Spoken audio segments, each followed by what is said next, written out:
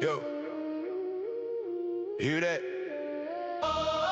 That's the sound of the holodeck powering up and your studio shutting down. They call my channel artificial. I call it an execution.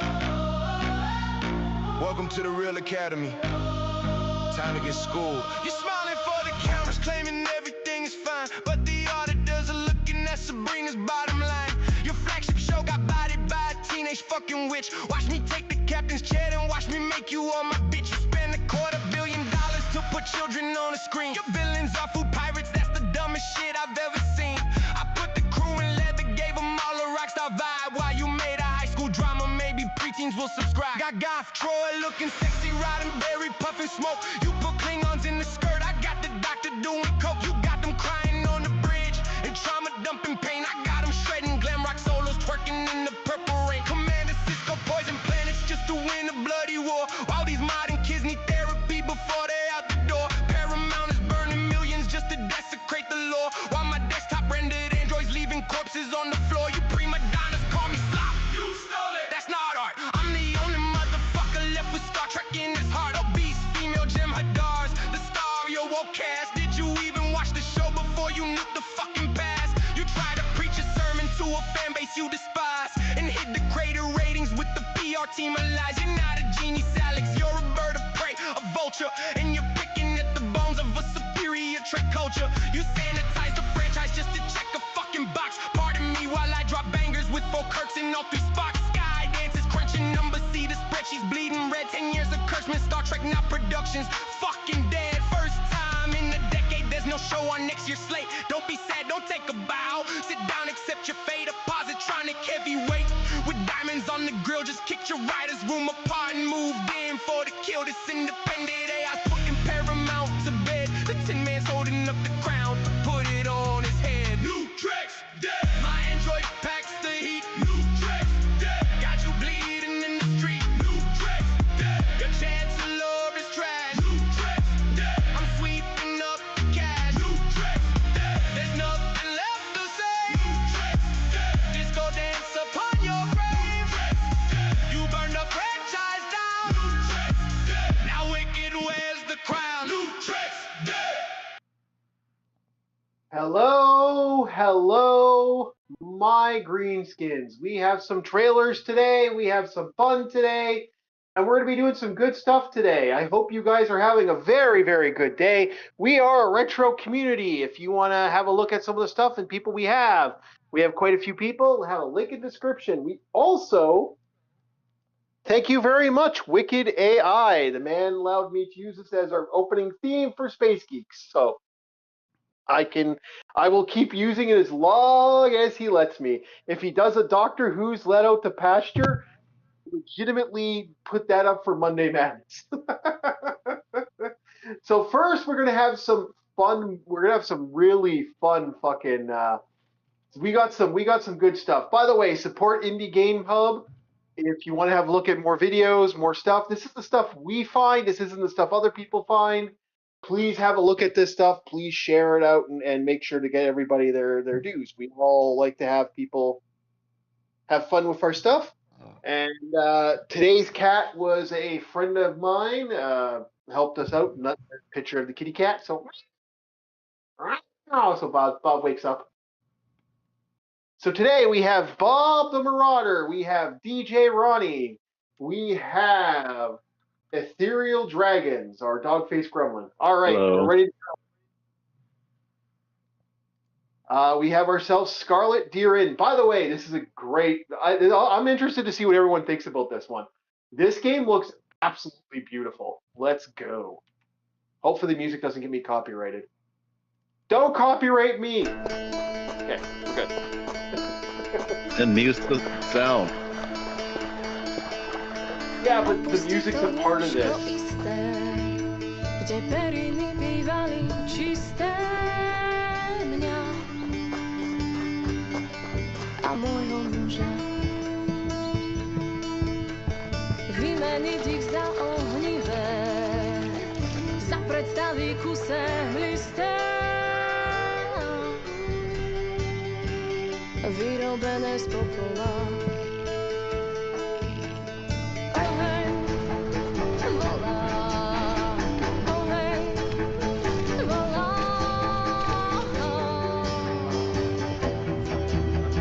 Dokola, dokola.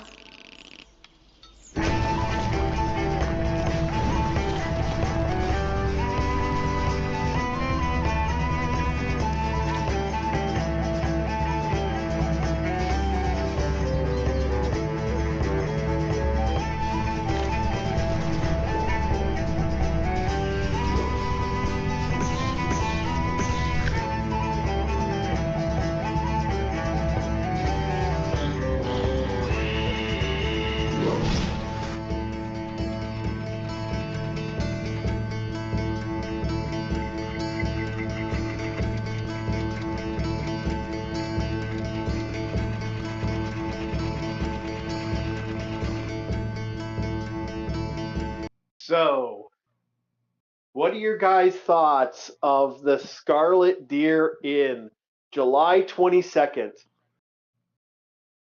It's very medieval, I guess. I love that this is apparently some of the art style was actually done by like sewing. Tapestry. Yeah, tapestry. Yeah. I'm liking these tapestry games. Some of them look really. I feel like I've seen this before. I sent it to you, I think. There was a game that I remember that I played a bit ago. It was supposed to be like one of those relaxing games. It was like Potion Craft. It was a game where you play as an alchemist and different people come to your shop and you create potions that they need. And depending on how accurate you get it, they'll pay you better. So it's like this one guy comes in and he's aching, so you get like a minor potion of healing. It's like a simple one you make. Then another person's like, hey, yeah, I have an issue with rats, so you create something like a weak poison to kill the rats. Yeah, and that's kind of neat. Okay, so what's your thoughts on this, Ethereal?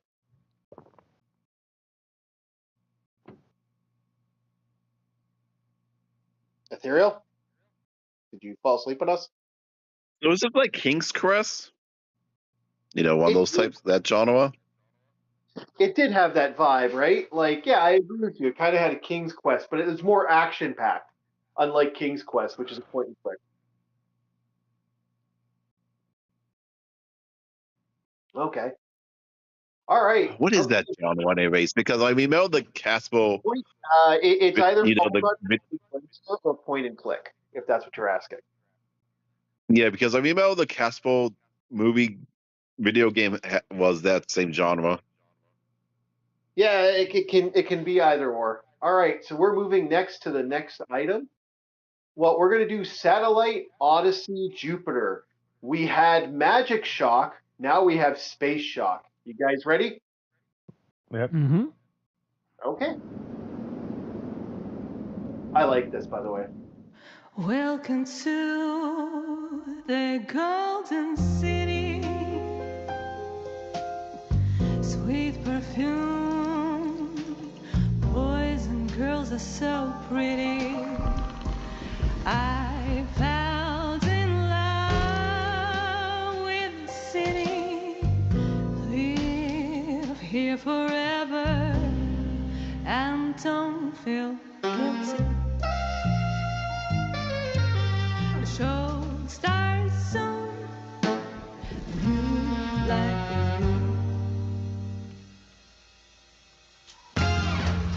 Holy machine guns! Yeah! It's the movie machine guns.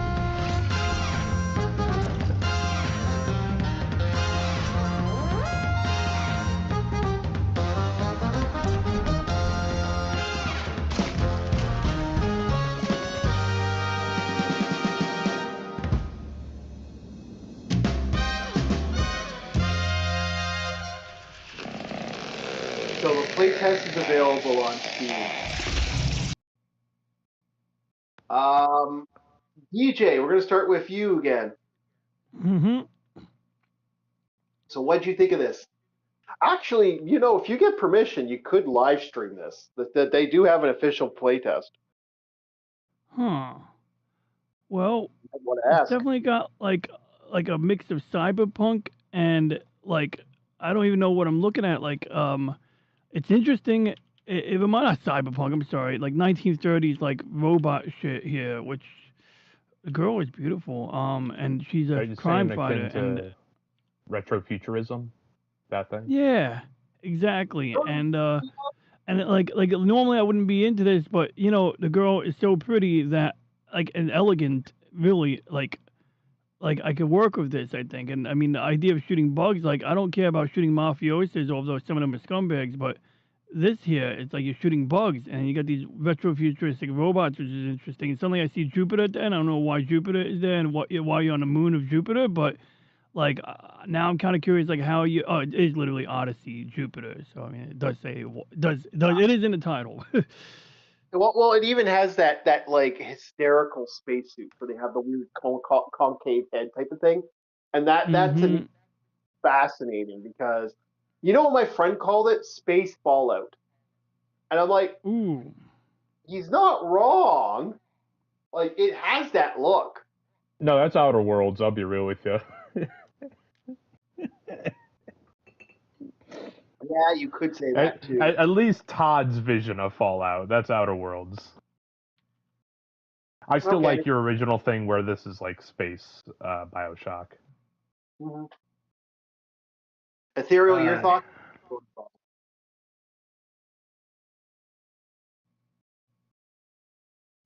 Go for it, big man. What you gotta say about it? What do you got for us, Ethereal? Are you gonna stop talking so I can actually say something? Oh, we're Say waiting it for you. now. I thought you lost your mic. That's why I said something. Go ahead. Your go, sir. It looks interesting. With the was it 1920s aesthetics? Looks like 30s to 50s, somewhere in between there.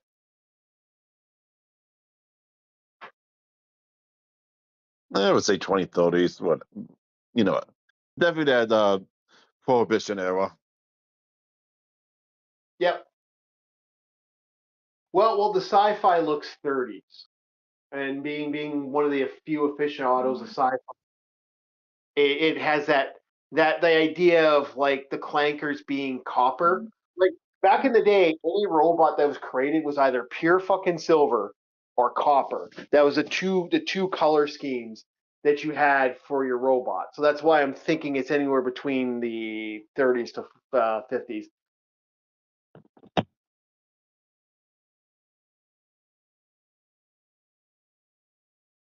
So yeah, no. Okay, so Bob, you're the last one on the dock here. Unless if there has you have anything else you want to add? Okay. At? Go ahead, No, Ethereal, if you have anything else. no, I need to see another trailer to it.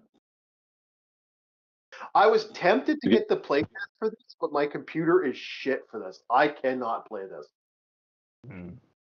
I mean, it just looks like I mean, there's really nothing else to add.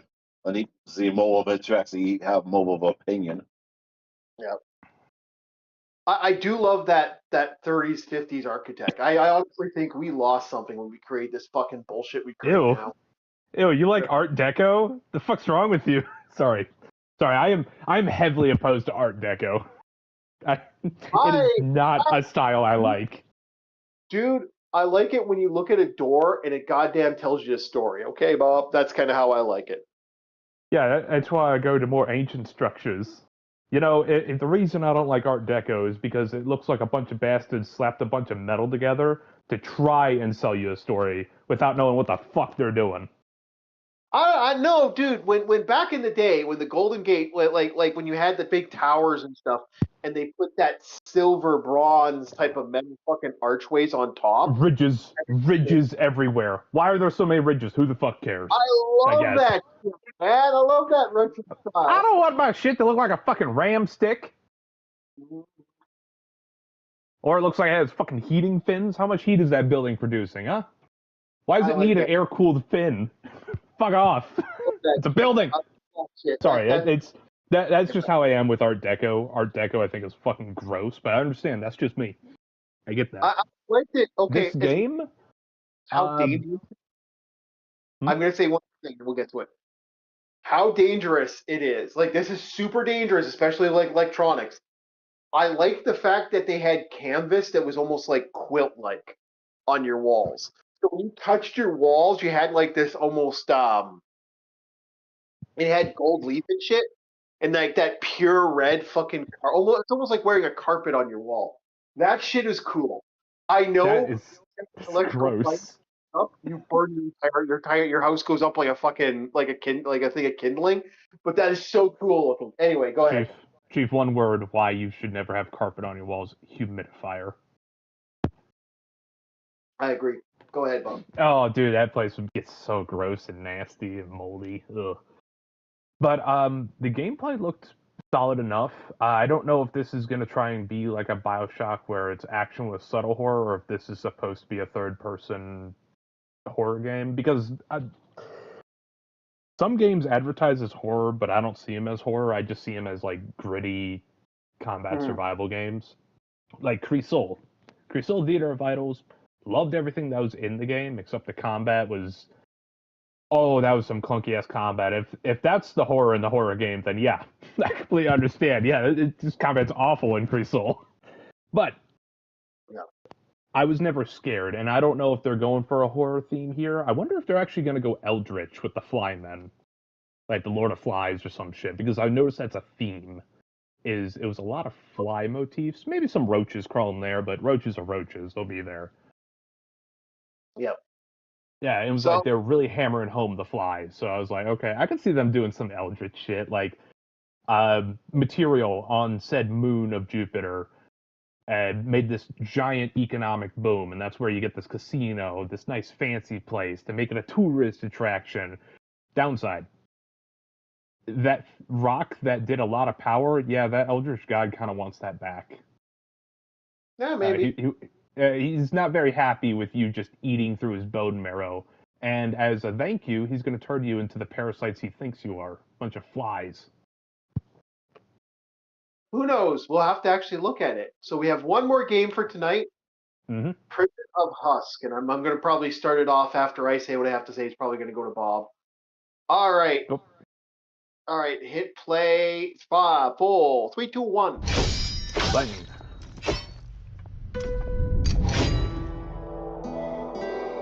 It's been so long since I withdrew. That sounds so AI. Still I lie here, waiting for you. I could be wrong. One of these days, you shall see just how much you mean to me. I wonder if that's part of the direction is they need it to be dry because there's a bunch of dolls. So how much do I mean to you? So there is an interesting thing about this. There are some sword stances. How far will And- you take this? They do seem to do that. It seems to have a good energy. Oh, vessel. Seek your beloved. I may pick this up. Although it might be like very similar to another game that we played on the channel where I was like, okay, I may pick this shit up. Oh yeah, I'm gonna fucking hate this. Yeah, anything that requires more than 2% brain power, the chief can't have a conversation. So he's like dead focused on the game. Yeah, no, it's not even that. You know what? It's not even that. It's just the fact that a game like this actually takes maneuvering with your controls, and I can't. That's when I start tripping up. I need to be able to zone in, and I can't zone in with games that are like all over the place. Oh Like man, that. may I suggest to you, Neo? Oh man, if you like fighting games and learning all those prompts, oh boy, Neo gotcha. Dark Soul game, any Dark Soul like game, I can't stand. I've never been a fan of FromSoft, and every game they've ever made or games that are similar to the games they make, like Labyrinth of the Demon King gives me a very Dark Soul vibe, and I'm like, no, I'm instantly turned off. I Now, think are it's you saying that for gameplay or is the theme? Gameplay. The theme for Labyrinth of the Demon King is fucking amazing. Oh yeah, Game absolutely. hate the fuck out of it. It's like another crab's treasure. It's like another crab's treasure. Because you can tone it down and make it more Zelda-like. Absolutely love. 2 thumbs up. Great, great thing. If Labyrinth of the Demon King, I could do the same thing where you could like skew the combat, make the combat more Zelda-like. I would be more inclined to play the game. But like now, I'm just I would still look down on you. stand that But stuff. it's not because I'm some fucking hardcore gamer. It's because I struggled through that fucking game. Yeah. And I learned little things, like little tidbits of info that you don't just teach to somebody. You don't tell them. They have to feel it. You have to know when to do certain things. It comes down to muscle memory in Labyrinth of the Demon King. So an example of this is Nina the Hollower. I love Nina the Hollower. And there's a lot of moments in there that have a very Dark Soul feel to it. Like you gotta be able to do your maneuvers really good, or you're gonna get owned every combat. But Neo 3's been breaking my fingers as of late.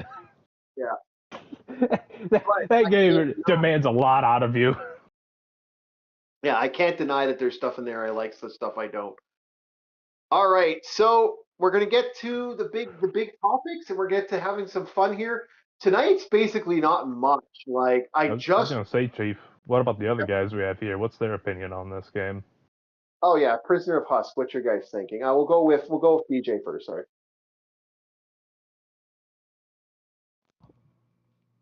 I'm watching the time. Go on. It's my bad. Your question? Yeah, the Prison of Husks. What do you think about the game? Is that the one we just looked? No, that was the Mars game. No, that was the one we just looked at. No, the medieval looking one. That one, Silent Hill looking S game. It just, well, it did. It looked like, actually kind of looked Souls-like, to be honest. Like I saw Souls, Dark Souls. That's what I saw. Yeah. And it's actually kind of nice looking. How much, I would ask, since, you know, I don't know if you have, that's an interesting character, that girl in the skirt that you're stabbing as a knight or whatever you are. It's bizarre. It's bizarre. So how's the gameplay? Is it supposed to be like a Souls-like, or is this intended to be Silent Hill-like? And is Silent Hill a Souls-like game? No. No. It's not. It'd be more comparable to say Silent Hill's like a Resident Evil game with the tank controls. Yeah, I got you. Oh, it looks interesting. I'm definitely interested in that weird Art Deco game. And you do have a point about the building look like a heat sink. I think that's the one thing I don't like about Art Deco. Like, I like the weird columns. I like the molding. I like the whatever you call it, facade edge of the building at the roof. But the building looks like a damn like a streamliner train, and like that's like watching the opening of Batman in the '90s, and that does look kind of ugly, even though they thought that it looked futuristic back then. But for robots, I think it's fucking great for some reason, because like robots are already weird and shit, so you might as well just lean into it. Yeah. And my question is, as a like agreement of you, why does the building look like a bullet train? Where the fuck is it going? Yeah, for real. I like that shit. Well, that's like the good stuff here. Yeah. Maybe it's good for the wind, I like that. so it doesn't get knocked over. No, it would catch the wind. That's a lot of air pockets with those fins. Like I said, you got a cooler air conditioning system. In 1930s, air conditioners are, you know, less efficient. So you make the entire building an air conditioner fin. Yeah, I see. Okay, yeah, I see. whole roof. I see the That's logic we're for. working with here. That's actually how they did it, man. That works. Boo. Who? Who? Booing the chief. It was just that dead silence afterward that got me. I was like, boo. So, Ethereal, your thoughts on the matter? Because we're coming to you next with the what's your thoughts on this? I mean, it looks kind of generic other than the aesthetics. Seems like all you're doing is just stringing a sword around. Yeah, I kind of get what you're saying there. I do like the fact that it looks like you have proper sword stances. Like there seems to be 2 or 3 sword stances in here where I'm like, Sorry. Sorry, it's just looks like you're swinging a sword around. It's like, man, fans of Legend of Zelda would have an issue with you. Well, he has actually, Link does have stances. Like let's Yeah, but it was just like the sword thing. It's an offhand comment. You don't gotta dig into it. It's something stupid I thought was funny. he does have sword stances, and there actually are combat stances that he does perform. Yeah. So Yeah, but Link also has like bombs and bows. yeah, That is Which true. are active along with the environment. yeah, it's really good. And until really we good. see further gameplay of this game, I kind of agree with you. I hope it's not just a sword. I like having options.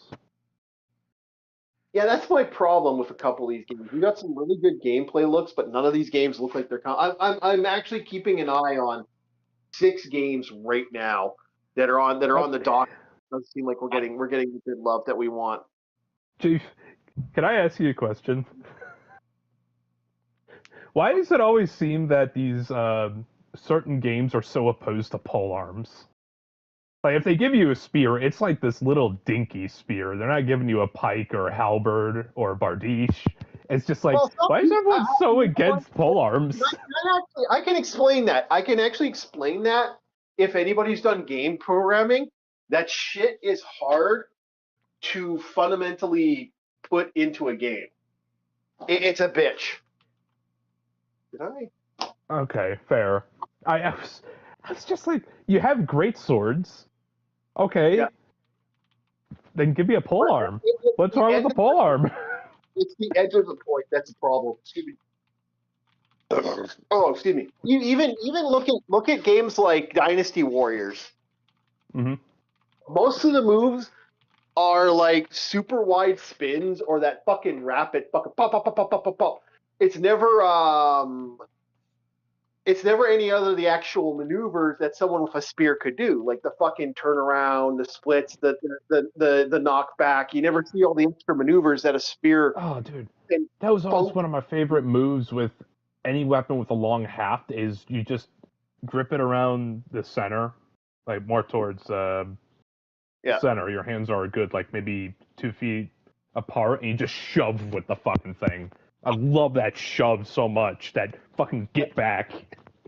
Like you like a lot of people spearing like proper maneuvers, especially with like I actually do have some training with the graph hook, and you know the big fucker with the big fucking the axe handle and then the little choppy bit at the end.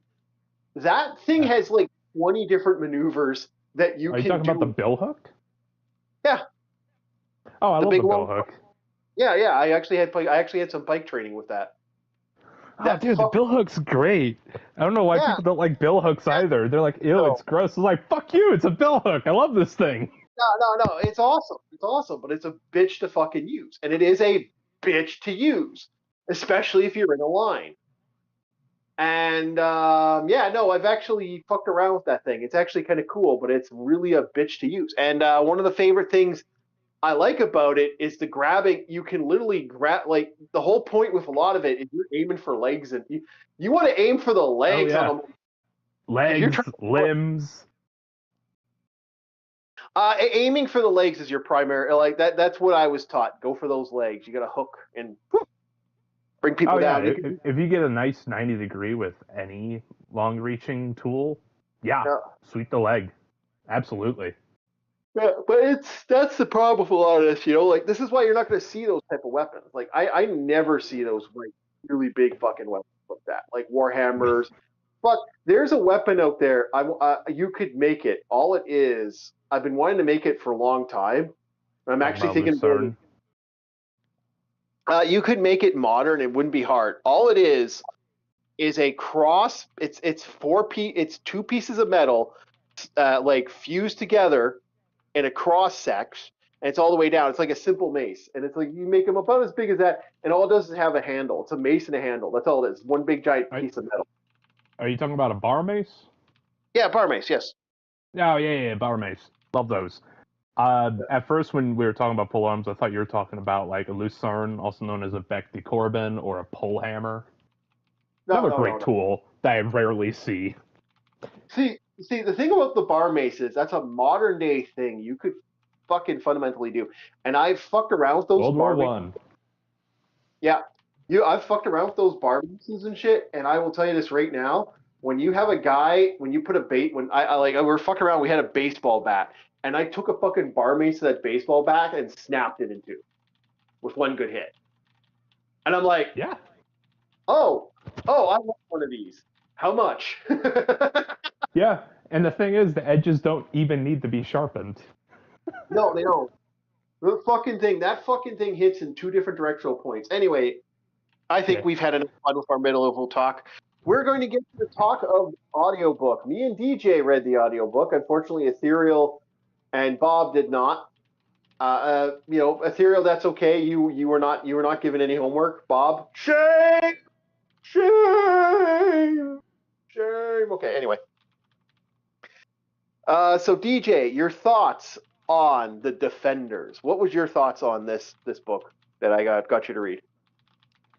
Well, I mean, like you said, it was from the 50s, and that explains the context. And while I don't like to say these I don't like to give sci-fi stories credit for predicting the future, and I still think still think things can shake in many different ways. One aspect that I found really interesting was sort of like, whether they call it game theory or not, there was definitely application of game theory in that punchline, because it was like, well, if we have this advantage, we should exploit it right the fuck now. And it's like, oh, instead of like thinking like, hey, shit's good, let's just roll with it. Let's get the robots to agree with us. It's like, no, but the initial thing, it was like initial slow burn. Like, you didn't get straight to the punchline, so I don't want to go straight to the end. But obviously, in a short story, it's easy to think about the ending because it's like a big proportion of it.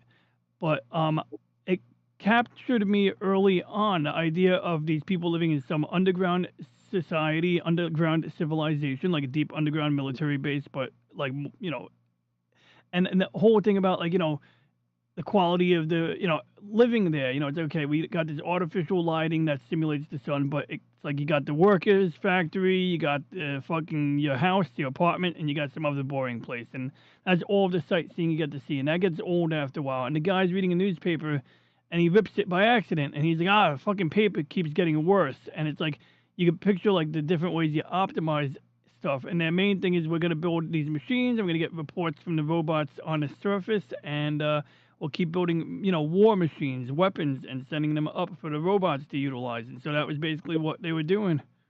Yeah.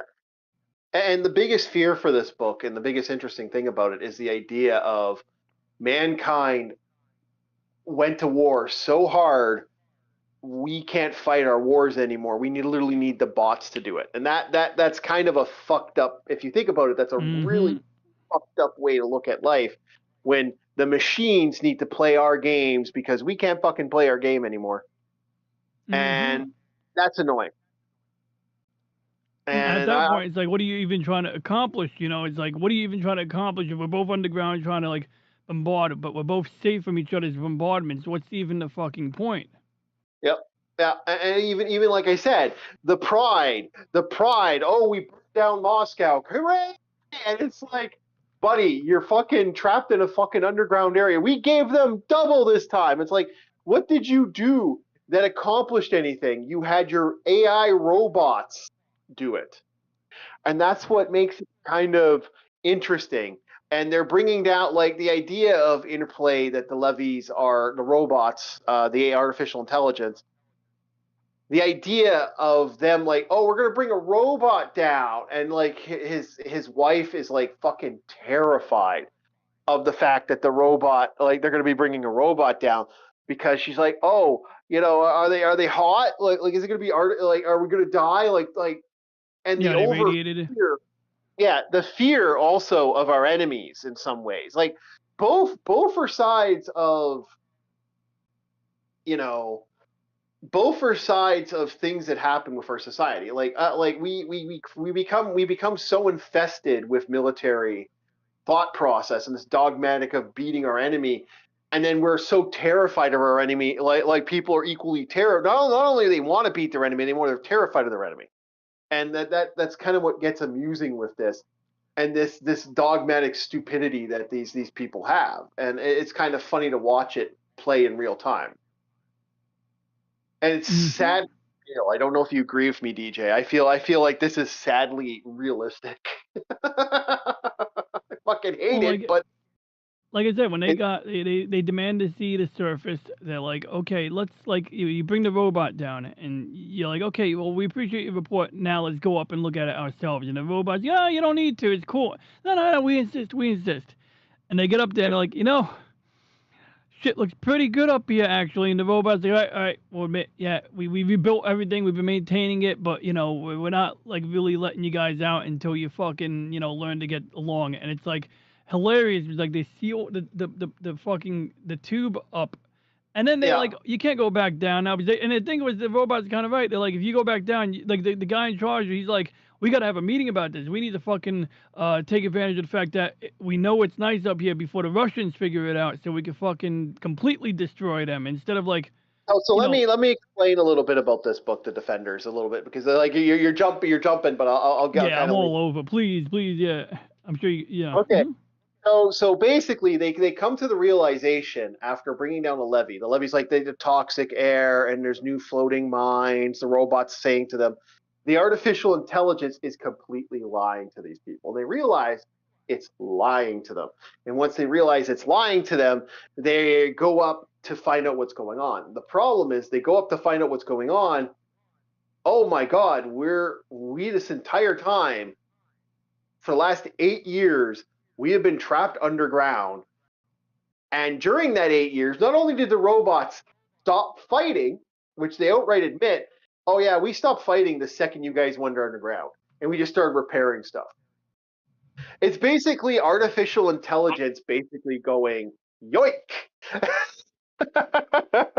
and we've seen this in real time. We've actually seen artificial intelligence shut down programs. And where it's like, you silly humans, yoink, and the fact that mankind gets their war is taken away from them almost entirely. So even though the destruction stopped, they rebuilt Seattle instantly. And so like these robots for the last 8 years have been basically turning our planet back to square one, repairing, fixing cities, fixing like the country, and like getting rid of all the negative stuff when the war started. So both sides have not realized, oh shit, we left and they fixed it. They slowly started to rebuild it. And now that we've come back, we're like, well, we're going to inform the forces and go run back. They go, okay, the planet's ours. Let's figure something out. The levies are like, oh, we're sorry. We can't allow that. We can't hurt you, but we can stop you from going back down. So it's going to take months for them to get out. Meanwhile, they're going to be preparing for the inevitability when the humans come back up. They are effectively, the robots, our own creations, are basically saying, you aren't in control anymore. We're tired of your shit. We put you in grounding, literal grounding, as I'm going to jokingly refer to it as. And now we're at the end. Now you basically got to do what the actual real adult here, which is the very things we created. It's like being like literally mankind being treated like children. It's kind of a funny thing about that. And what did Reggie think of the book? Did you show Reggie the book?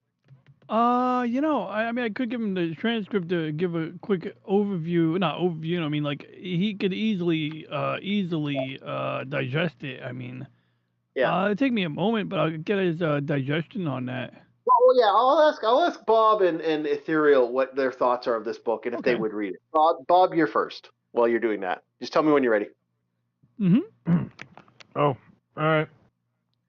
Hymn of Hubris, Verses of the Techno. First thing that came to mind. Okay. Where,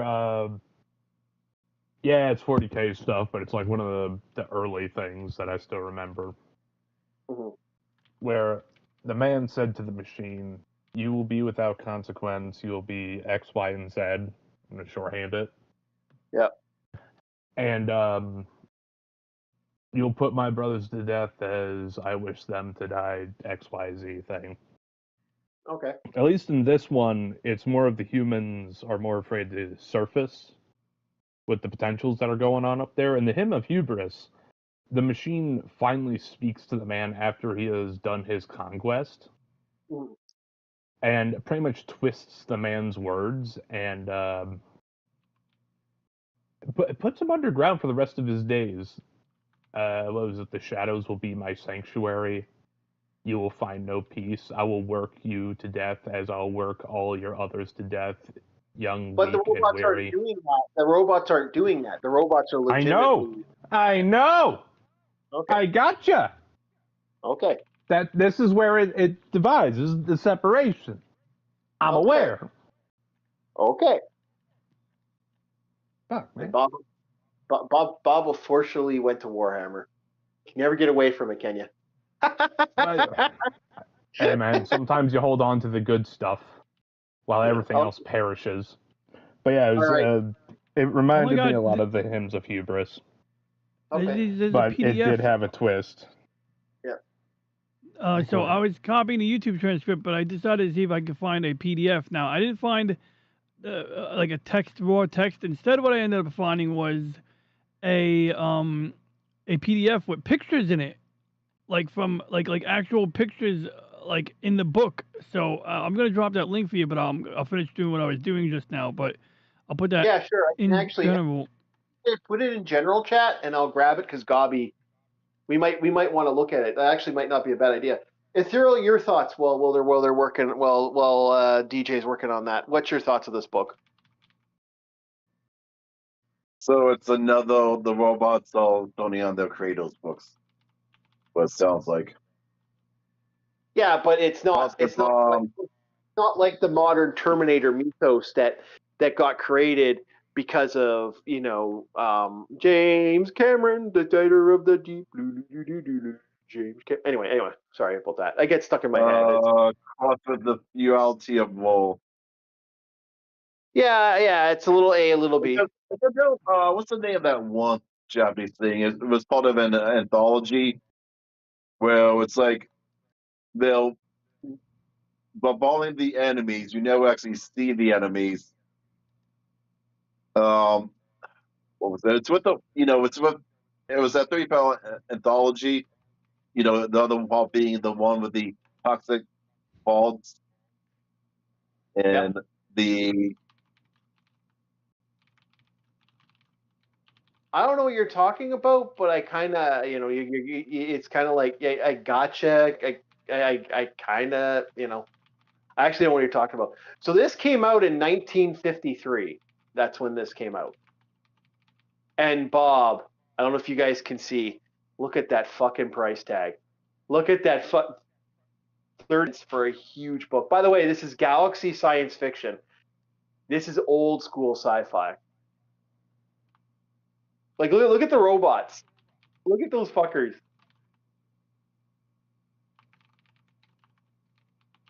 Okay. Bob, how do you like the space gun? Whenever it becomes visible on the live stream.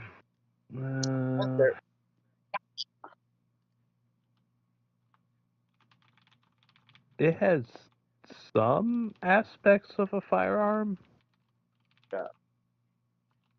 All right. Though what I think it has is,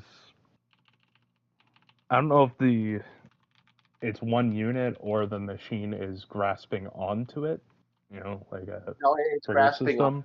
You can see. Okay. Yeah.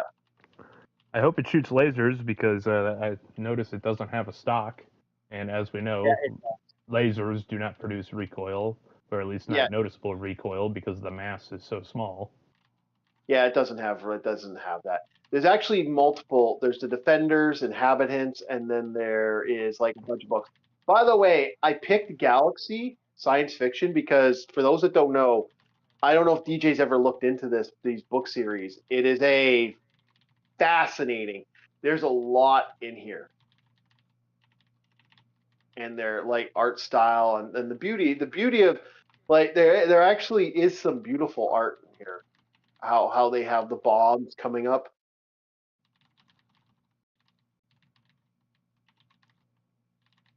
Yeah, I'm really due. Okay, there's a lot of these old books, boys and girls. Like America had a renaissance of sci-fi, and that was in the 50s, man, and it was a major renaissance. And it's kind of the coolest shit that was coming out back then. Completely innovative. Mm-hmm. Yep, it Yeah. was a rapid time of development, and it wasn't because of fucking aliens, in my opinion. But jokes aside, I mean that's people entitled, you're all entitled to that opinion, of course. But you know, like it was rapid because like once you could miniaturize electronics and you no longer were bound to vacuum tubes to do a lot of these functions, like it suddenly becomes possible to make a component that used to be the size of a light bulb, the size of something like the size of a capacitor, a small capacitor, like the width of a pen, basically. Yeah. So back in the day when I was doing stuff with like when I was selling Bibles and getting old books and stuff, I the smell of mold that I'm getting from this, I actually had an oh just looking at this is giving me that Yeah, old I can smell it smell. too. Yeah, I know, right? I It's can not see why even. that ending hit you. Stop, Reggie. What jumped out at me isn't just Sorry, Oh, yeah, it's okay. yeah, I'll get to them It's okay, once I'm. Reggie. I didn't mean to yell at you, Reggie. Yeah. Okay, so yeah, the smell. But yeah, I definitely smell the mold, and the artwork is like very like it definitely is that 50s aesthetic and stuff, and like the art in the middle of the book, there's art at the end of the book, like that jumped out at me. Mhm.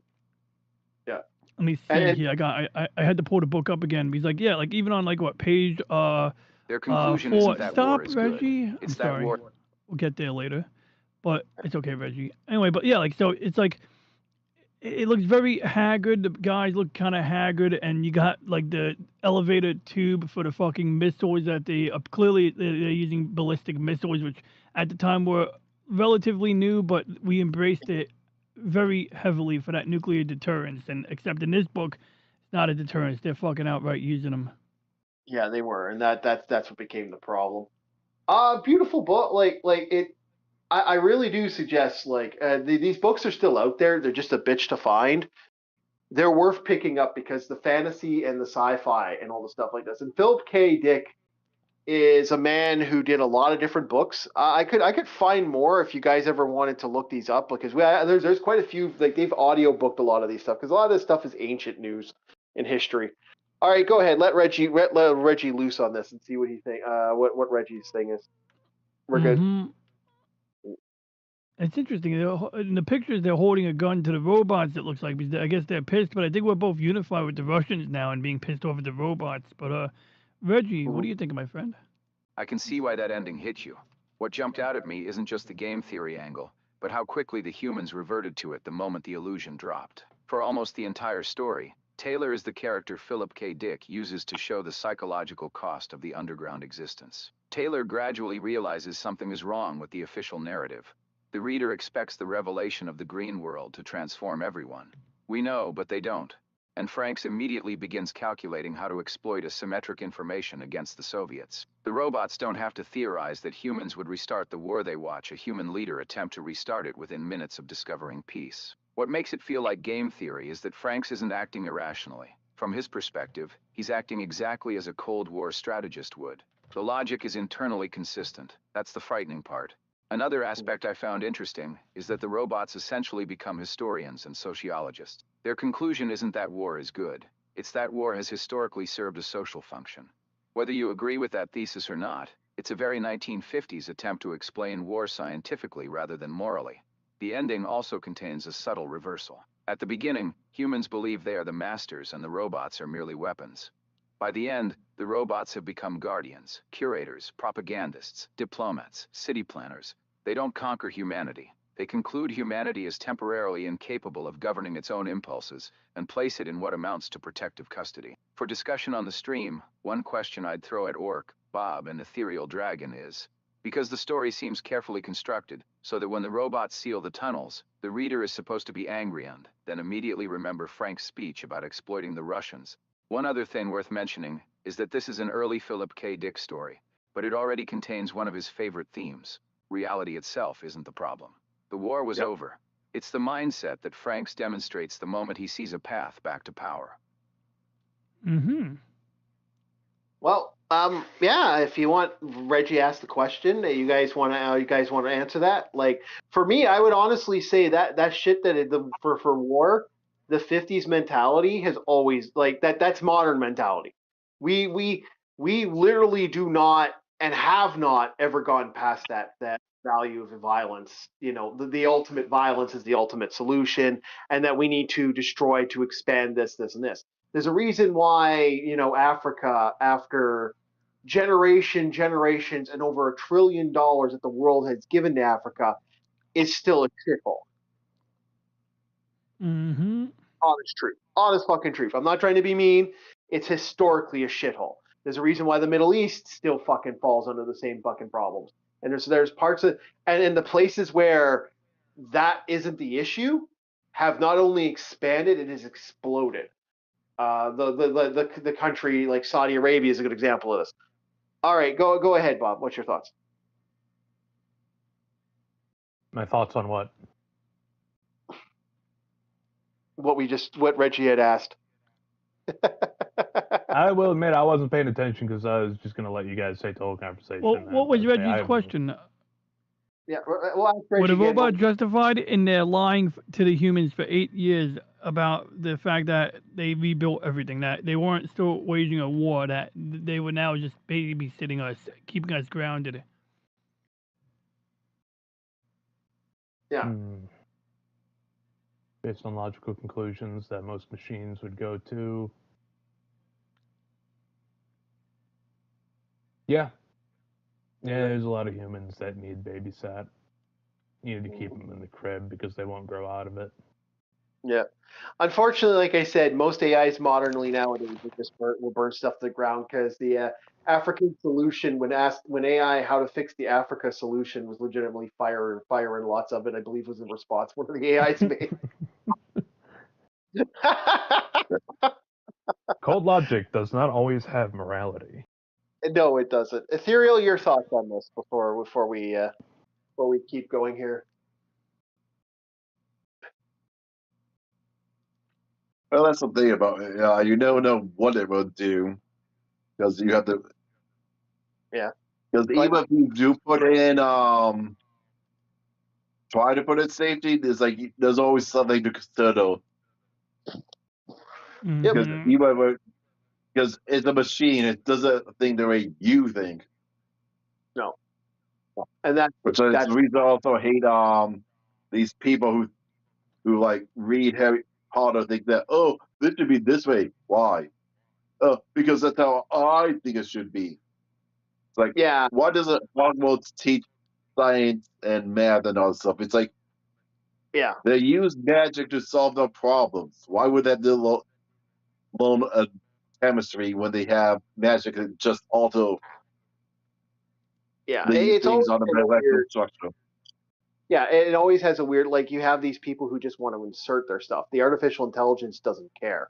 It's already made its decision. It's made its decision the second it realized what mankind was capable of. It made its thoughts, and it already decided what it was going to do. And that's what makes it, again, that's what makes this good. And then, like I said, this guy, this writer is actually known for stuff. He's always turned stuff on its head. And he's actually a very fascinating writer. And we may look at more of his work if Bob remembers to read it. Well, I mean, he definitely does a number of short stories, and like I said, I ate this up right away. So this is something that, like, some weeks you guys are reading about Conan. This is something like the type of thing I could sink my teeth into. Yeah, I'm actually surprised you do not like Conan. Is it Robert E. Howard? Because Robert E. Howard books are really good. I mean, I might like it. I just don't know if I like it because it's like maybe I got to give a chapter a chance and see if it captivates me. Well, most of these books are only an hour long. I wouldn't make you, because most of his books were short. Remember, he was weird fiction, I believe he was weird fiction back in the day was his books. So most of his stuff is like an hour, maybe an hour two, maybe 100 pages. The worst book I think of his that's really long is like an hour, is like 100 pages. Hey, DJ. I would put my 2 cents on what got me into Conan. It wasn't the guy himself. at all. Mm-hmm. I was more interested in the world of the Hyborian Age, specifically the second Hyborian Age, Mhm. because there was Cruel the Barbarian in the first one with the Atlanteans. Then Atlantis Mhm. fucking sunk into the ocean, and it's Yeah. the whole world and how it interconnects from there. I don't give the faintest of fucks about Conan and his horny posting on Maine. I care more about the world that he has to navigate. Okay, that could be interesting. Yeah, I could buy that. Yeah, it's Let's be honest with you. Robert E. Howard's down bad for the ladies. Respect. But at the same time, you need to chill the fuck out, sir. again. Keep in mind where these books were coming from. They were pulp books. I Yeah. keep telling you this, and I will repeat myself one more time. It is pulp books. And I will continue to call you out when you're horny on Maine. Well, I'm always horny. That's, it's an orc thing. Even when you look in the mirror? That's a bit weird. Well, it's an orc. No, that's not an orc thing. It's not. He agreed first. He said yes. You heard it here. Okay, boys. I know somebody who told me a story about one of his girlfriends used to do that. She used to stare at herself in her mirror, and I'm like, well, what? Too much TMI, man. Too much information. That is a fast way to delusion, because after a while you start going under different mental effects to where you can't recognize your face. Ugh. Is that a thing? Yeah, like when you yeah. look at your own face? Mhm. How does Yeah. that work? So, whenever your eyes focus on a single focal point, i.e., let's say your face in a mirror, and you do that for an extended period of time, eventually details start blurring out until it's down to a pinpoint. And then when you try to refocus on your face, given to like hour 5 or hour 6, your face will look deformed because you've been focusing on the same point. I forget what they call the effect, but it's... That sounds frightening, and like on one angle, I want to try it, but I also am frightened by the result, and think I shouldn't. Yeah, this was... Because I don't have the vanity to stare at myself. It's not about vanity. It's more about like this weird ass phenomenon to me, I know what you mean. Yeah, I got what you're saying. Yeah, because I think I look like a fucking joke. Damn near a clown over here every time I look in the mirror. It sounds But like there's when a you guy like, who look at did the a mirror. challenge where he stared at Yeah. himself for 10 hours straight. And it was time-lapse recording of him just no water, no poo break, nothing, just staring. He made it through. But there was a second guy that was talking about it, and I think he was a physician or some shit. And he said how over time, some people have gone crazy just because of this effect that I talk about, where your eyes, since they focus on a point, everything blurs out, your face looks like it's warping, and then after a time, your brain starts to kind of shut down a little bit in some aspects. It almost reminds me of like staring at yourself in a mirror, like when you're on shrooms or like on LSD, and it looks worse when you're on LSD. Well, from what Yeah. it's the same thing with the prison effect that was done with cold rooms. For those that don't know about cold rooms or dark, they're also called dark rooms are another big fucking problem. Cold rooms, that general low, because it's not cold enough to freeze, it's just cold. Your body, after a while, you do a couple hours of that, it fucks with you. And then if you do the dark rooms, it's even worse. They will there's reports of people just start fucking biting their own fucking fingers off. Yeah. It's bad. If there's one thing that's actually nightmarish to me, it's sensory deprivation. Yeah. Mm-hmm. Like, They the lock concept you- of a sensory deprivation tank is Yeah. like, yes, I think it's cool to challenge yourself, but at the same time, I really like hearing some sort of background noise. Having absolutely nothing but your own breathing and heartbeat sounds hellish. Mm-hmm. I used to when I was living with my grandmother for a period. I legitimately, her basement, when no one was there, and it was just her down in her basement, and I closed the doors to her other parts of her place. There was no light, no nothing during winter. Everything's pitch fucking black, and it's just nothing. I would pray for that fucking heater to turn. I would be like, please turn on, please turn. The second it turned on, I'd fall asleep. But until that fucker turned on, I was like, God damn, please, please, please do something. Anything. Because it was Which is why quiet. I kind of want to know what it's like to be in a spacesuit. I already know what it's like to be on an Oz tank, like firefighter equipment. Yeah. To me, that's I don't know what it is. It's not sensory deprivation, but it allows you to focus on just the breathing whenever you're in a high tense situation. So, what's more high tense than being out in the vacuum of fucking nothing? Honestly, I would love, I would only want to do it once, and I'd only do it once. But I would be very fascinated to wear a high pressure, one of those high pressurized suits that they use for deep sea exploring. Because I've heard there are like Mark people. V diving suit. Yeah, I would love to be in one of those. I always wanted to be in one of those. I think they're cool. I've heard stories. That was the one thing out of the Bob, old era that I like. Bob, you have 3 things that they want. There's nothing stopping you for signing up, taking the job with an oil rig and going for it. Here's the thing: they don't use the Mark V diving suit anymore. That is an antique, effectively. No, they don't use the Mark V. But what I'm saying is, there's nothing stopping you from doing that type of doing a job where you can get close to that type of shit. Like fuck, right now the way some of those oil rigs are. I was talking to my buddies on an oil rig. He was on an oil rig. We were chatting on Discord for fuck's sake. So I was like, how the fuck are you talking to me on Discord? Oh yeah, we got a signal. And it's like, yeah, no, it's fascinating, man. And there's a lot. It's hard work, but you be out in the ocean. Mm-hmm.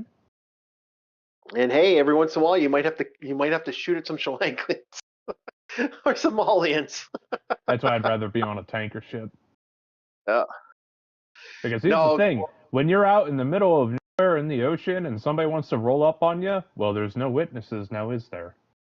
They do that to oil rigs sometimes. I actually don't know why they do it to oil rigs. I've heard stories of them trying to climb up oil rigs. And I'm like, that sounds like one of the most dangerous, because those fuckers high. Those things rise up high. Like, those things Very are high up, and then the swell with the ocean, depending on the sea state. Yep. It's almost suicidal, dare I say. It is. I don't know how. The sea states, they are not kind when you get into the middle of the fucking blue. I've heard stories of people like because they win the winter, the ones during the winter, the ones up here in Canada, the oil rigs that are up here. I've heard stories of like during the winter, and there's just snow, and you're that high up, and you feel the thing lisp to the left, and it's so terrifying. And I've heard some horror stories about that, or I've heard stories of guys just kind of losing their shit and just wanting to jump into the water. Yeah, here's the thing. I'm one of those guys where it's fun for the first few moments, but until a giant storm hits, it's just going to be net zero. I'm like that middle line of your average Joe and an adrenaline junkie, but I'm just in the middle. I'm not going to do something like bungee jumping down in the Grand Canyon, but the moment something looks like it's fun and dangerous, I'm going to be smiling the whole time. Oh man, there a guy. He's telling me stories about that. There's guys they'll fish for crabs and lobsters and shit because the oil rig will get all this crab. Sorry, I like crabs. Crab people. Taste like crab, talk like people. Okay, anyway, hey, DJ, we went off. You think you could subvert Reggie into thinking the chief is actually a crab person? Yeah, I think we could manage that. Okay, So there's a go ahead way. and add that. The crab man in disguise that role plays as an orc. It's because he's Canadian. Yeah, don't you know he's from Innsmouth? I mean, hell, he knew a fish guy. I know a couple fish. Canada is not a real country. It's really just a theme park and theme park attraction. Wait, if it's a theme park, what is the main theme of said theme park? Is it like Disneyland or Six Flags? What's the main? Is it moose and geese? Okay, so tonight, we actually ended early, but we get to have some fun for tonight's video. There's a brand new update for the game, Our Darkest Days, and we will be playing that tonight. All right, cool. Brand new update. That is a great question. What theme park would Canada be? dystopian one. No, I don't know. The dystopian one? Okay. Well, I thought that'd be more like the UK. Yeah, you're right. All You're right. So we got some brand new scenarios.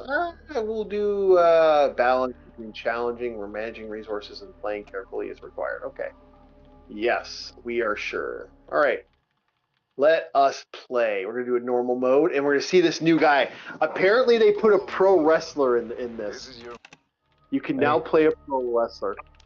Hey, DJ. You ever see those videos of like some owner of a crab gives the crab like a potato chip and watch a crab eat a chip? No. Oh wait, yeah, I kind of seen something like that. Yeah.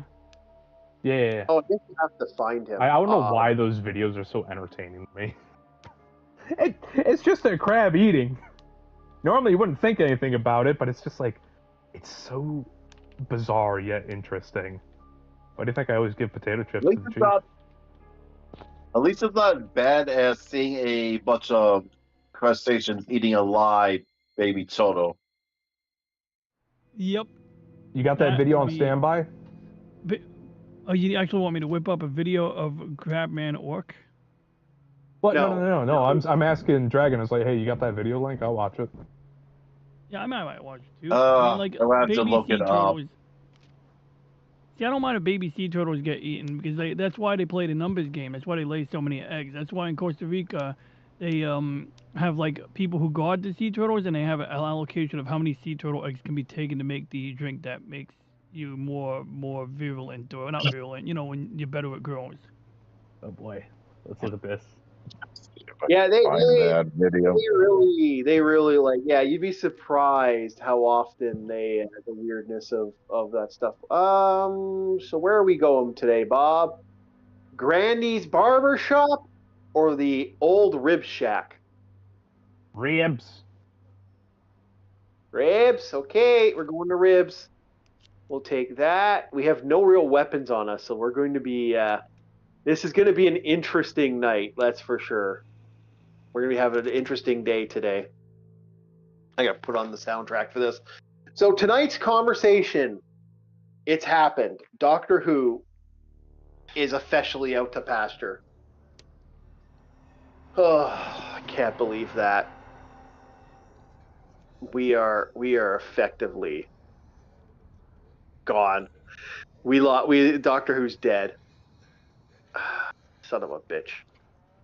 It's So been exterminated. It has been exterminate. So yeah, and apparently Studio Bad Wolf is also fucking done. So there we got 2 fucking hits.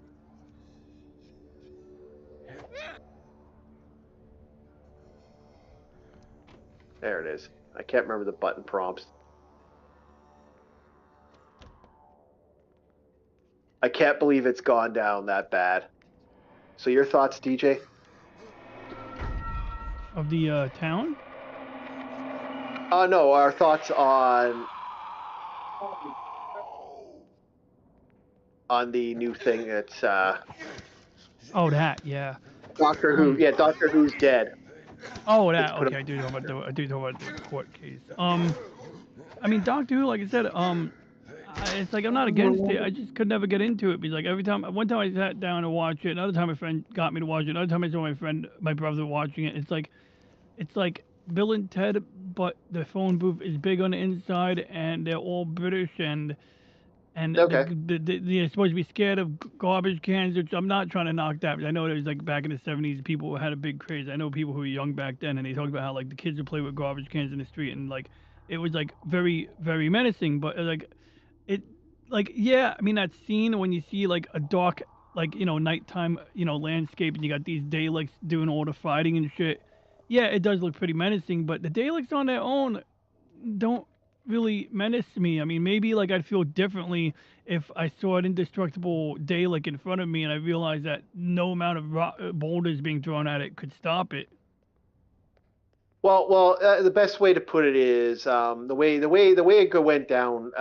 See, the big thing that just happened, and this is where the problems come in. Doctor Who has effectively been wiped off the market, and it's been wiped off the market in a big way. They basically, for the longest time, we have had a franchise that has Doctor Who has had full control, and we've been able to enjoy whatever Doctor Who's like come out with. But now it's official. Doctor Who's gone. Now, like, does that mean that nobody can resurrect it, or the BBC openly like said we're done? Like, how's that go? And did they blame the fans who didn't like it? Did they say that it's because you people don't like it because you complain too much, you can't have any more? None of it at all. No good Doctor Who, no bad Doctor Who. Fuck off. Is that what their mindset was? Like, What actually happened is, I can actually give you the actual what's going on. Oh, got a broken gun. You have yourself a show where the main character, basically, the ratings has been so fucking bad for the Doctor. Like, it has failed miserably. And because of all the SJW, all this other social justice crap that's been going on with it, it has ended. It's ended the franchise. The franchise is effectively dead.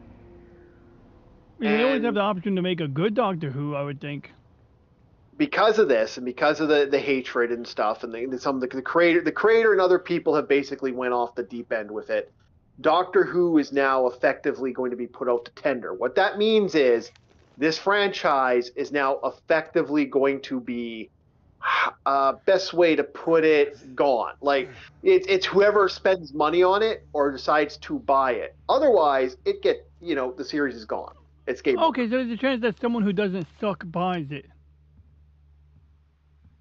In theory, you are correct. Maybe we get that good. But the question is, do we get that good? Is going to be the problem. Like, we're asking for gold. We're asking for gold from a franchise that seems to, one, not give a fuck, and two, have a creator that sort of sucks. That's the best way to put it. Like, the guy who worked on... It's funny how the guy who legitimately gave us a franchise... I'm going to leave some of this junk food behind. I can always come back for it. I'm going to leave the pills behind, too.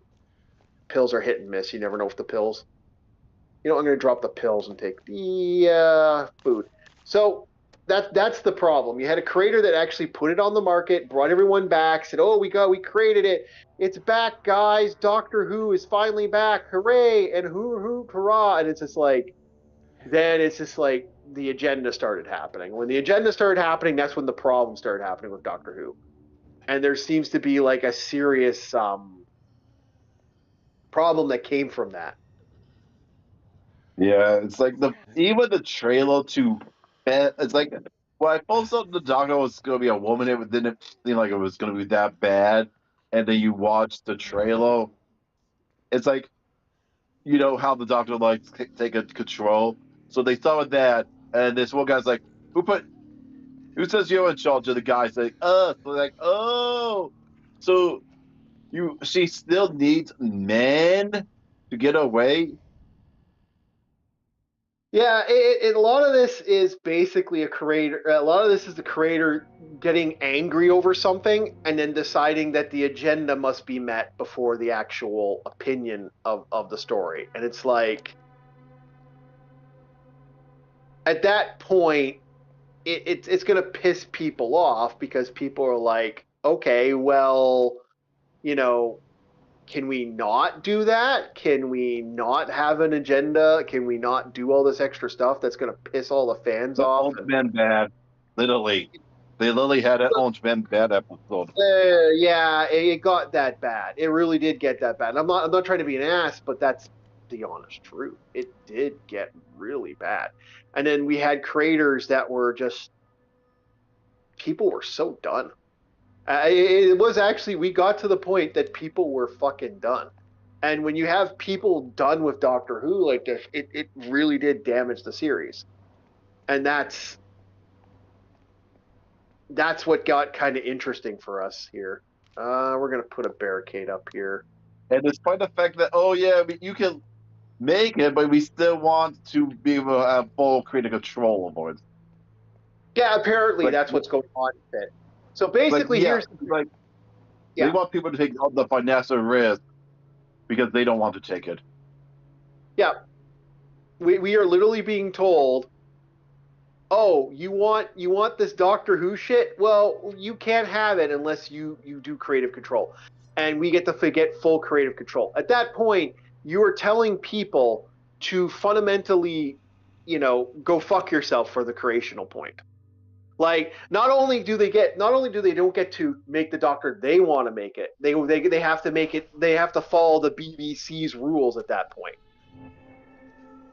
Who's Yeah, going to want to fucking do that with the Doctor Who at that point, right? Yeah, the BBC is just terrible now. Yeah, it's gotten bad. So that's what's going on, DJ. And like I said, we lost Stargate. Stargate is done. There is no Stargate coming now because That apparently, was insane, wasn't it? yeah. Because And- like, oh, well, the fans might like it too much. Heaven forbid the fans like it. And it's like they knew what they signed on for in the beginning. I guess it was when they changed the guy in charge of some aspect of Amazon Entertainment that he just had a bug up his ass. I don't understand. Yeah, I don't get. I don't get the bug. You legitimately had an opportunity to create something beautiful. And your thought process, you create something that makes money. This could have been the bang. You would have had cash for hours. And you decide, oh, well, it unfortunately doesn't meet our criteria. And I'm like, well, your criteria is stupid, considering the fact people would have bought that like wholesale. And they wanted a good fucking franchise. Do you believe what the idea that some people are floating that they don't care about making money, it's about something else? And the thing is that, like, well, somebody in charge has to care about making money. So is it that they're all deluded that they really don't care about making money? Nepotism is a thing, and I think that's what's actually happened. Mm-hmm. Best way to put it. Nepotism's a thing, and when nepotism becomes a thing, you have an issue, and that issue can become problematic. And I think that was the end result of this problem. See, all the girls got out to lunch, and only the nepotist were there to make decisions. And yeah, that's what I think. That's what I think. So that means that one person can make a dumbass decision, and nobody's who can impose consequences is going to impose consequences onto that ass. Yeah, Bezos really needs to fire these people. Like, sorry, you're done. Bye-bye. Go fuck yourself. I'm actually surprised that Bezos hasn't.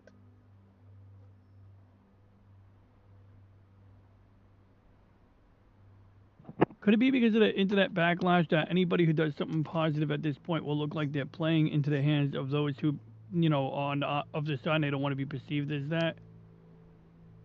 I think that might be it. Because that's the thing. As soon as you complain about any of this stuff, oh, you're MAGA. Oh, not MAGA. Oh, yes, you are. Yeah. Yeah, for people even like me, it looks like that. So we're going to Gary's barbershop, boys and girls. We are going to be searching the barbershop, and I don't know, this might be, hopefully this is a location, because we need a base real bad. We're in trouble, boys. We need that base. All your bases are all. Yeah, we need that base real bad. I'm actually generally concerned. Oh, we got a mover.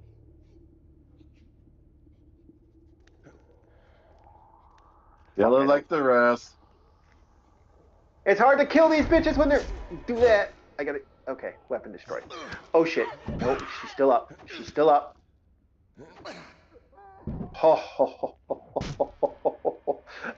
Ah, fuck. Here we go. Fist time, boys. We're fistoing. We're being fist men. We're punching. The old man's punching. Fisto? What is it? He-Man? Yeah. Well, he makes it, Fisto. Fisto's a good guy, He's also a great gynecologist, apparently. Isn't that Man of Arms one, though? In some incarnations, you are absolutely right. In others, no.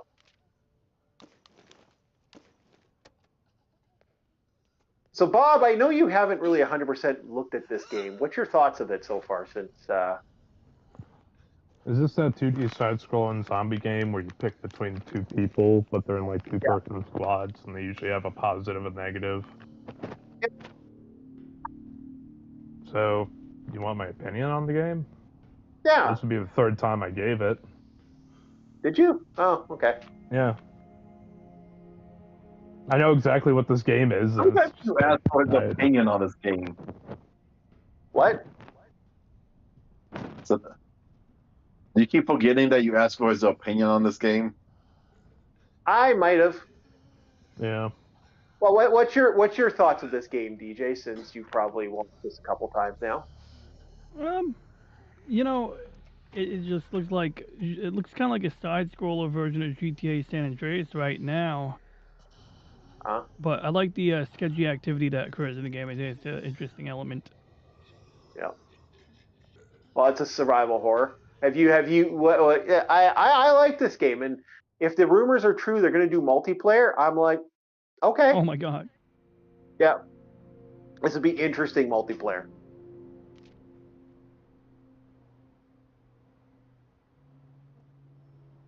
Okay. All right. No barricade problems. Really? Okay, we're good for barricade. At least now. I'm gonna go to sleep with this character. And can I build anything right now?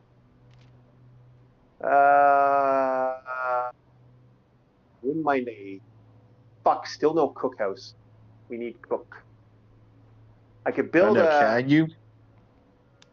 Yeah, we need a cookhouse, unfortunately. We're running these guys a little ragged, which is not normal for me to do. Usually by this point, I'm kind of figuring out what we got to do.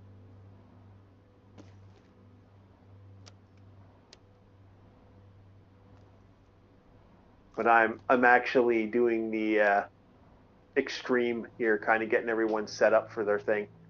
I'm hoping that I can get a new base set up here shortly. The barber shop, house torture.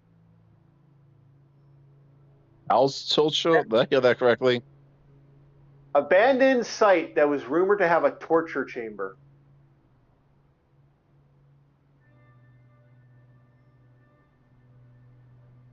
Let's see here. I don't know if I can take the place where or quickly trim and shave. No houses I can see that are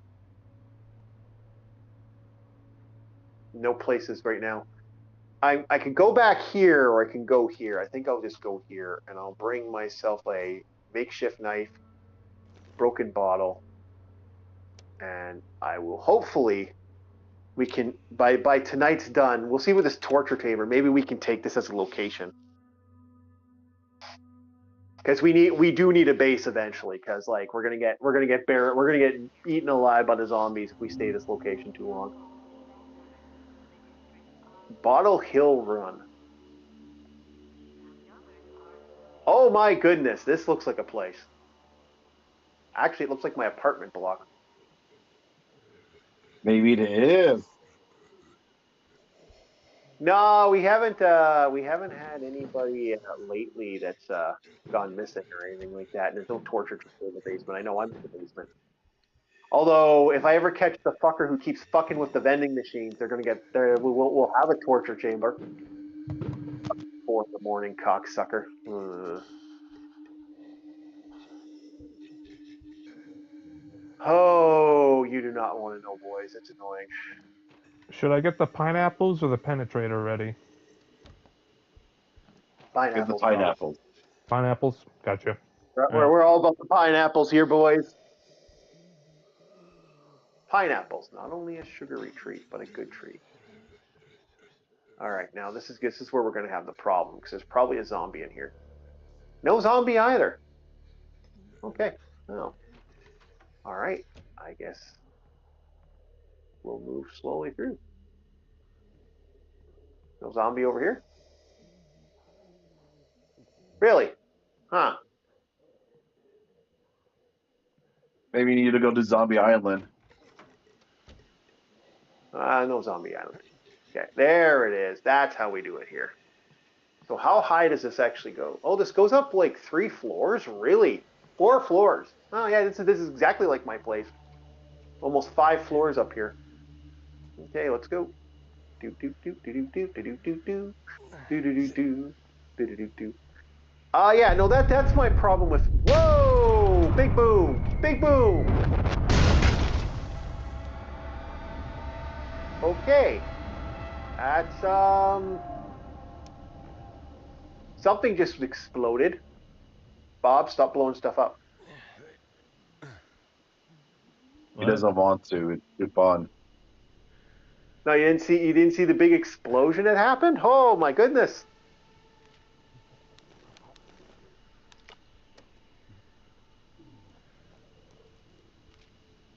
Kind of fitting. I'm listening to Keep Your Rifle by Your Side.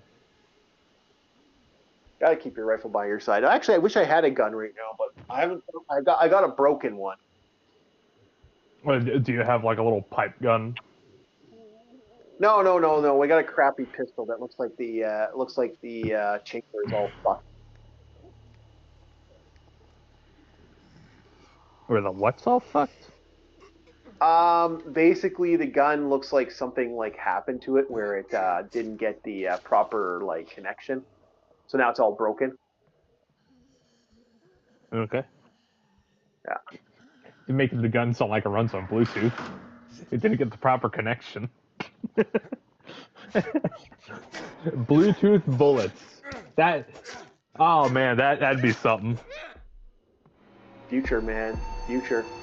The future is now, old man. Fucking little Timmy with his Bluetooth pipe guns. Yeah. Oh, that place was Yeah, giving he him. still falls. Yeah, he still falls down the well. Yep. No, Timmy always falls down the well, boys. That's how it goes. What's that go? They fell down the well? Well, why didn't you rescue them? You're a freaking robot. Yeah.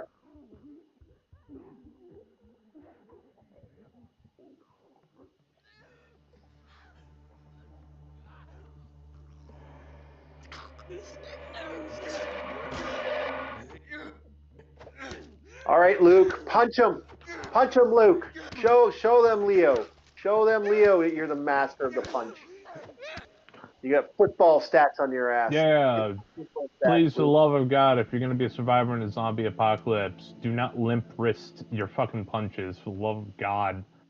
I'm tired of like, oh, you got this shambler zombie. Oh no, the shambler zombie. It's like, dude, it's a rotting corpse. Just throw it to the fucking side. Yep. God, I hate that shit in zombie media. Yep. Kick it in the knee, and then bring it down. Which is why I always laugh at like the Walking Dead zombies, because it's like, dude, they're like hollow shells that are made of fiberglass. I understand like maybe the recently turned are a bit of a threat, but when you have shamblers that have like no water in their bones, kick them over. Fuck. Get a big stick. Get a quarterstaff. Poke them. Exactly. Sweep them legs. Yeah, that nice beautiful crunch like powdered bone. I agree. Sweep them legs. Once again, polearms, very useful in an apocalypse situation. Unfortunately, they're hard to make though. In an apocalypse situation, because if you want a good sturdy one, you need a nice sturdy piece of wood. That is true. But nothing's stopping you from making a sharpened stick. Oh, what the fuck? Oh, this is fun. Oh, no. Fuck. Run. Dead. Oh, shit. Okay, that sucked. I think we just lost our big guy. Damn it. We lost one of them. Oh, this sucks. Yep. Ah, shit. Yep. Yeah, we're done. That just ended the run right there. Oh, fuck. Okay, we're gonna do one more. We're gonna start this run again. We'll have to restart. We got owned. We got owned, boys. It was a bad one. We got a bad run. Let's go back to normal. Yep. People of Walton. Ah, shit. Damn it, Luke's a pretty good team, too. Luke, you want to know why Leo's good? Slugger. Increased damage when using blunt weapons. And you got, like, a guy that actually has a cooking capability. Let's see who we're going to take. Which team do you want, Bob? Daryl and Leo? Sebastian and Danielle? Do you want Hector and Kaya? Or do you want Daphne and Penny? Who you want? I don't know. I don't care. Okay. You should. Yeah, pick whichever one you damn well please. I have no Alright. horse in this game. He will, because I'm going to make you buy this once if they do multiplayer. Me and you are going to go sit. No, I'd rather play Songs of Conquest, because at least that's something I can get behind. Bob has to play it. Why do I gotta play the games that you enjoy? Because he said so, Doy. Yeah, fair enough.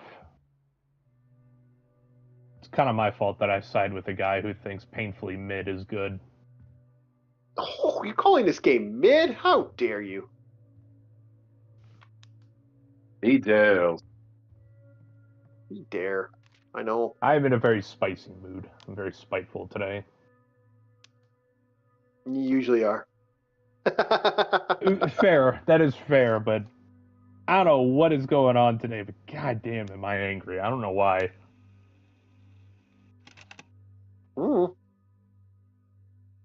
I know, you went out for a walk and everything, too. Yeah, that was the thing. I was like, maybe I felt like I had nothing of value. Just, like, nothing. God, this headache is awful. Yeah, you walked the goblins today, you did a bunch of extra stuff, so usually you're in a great mood, but today you just kind of suck. And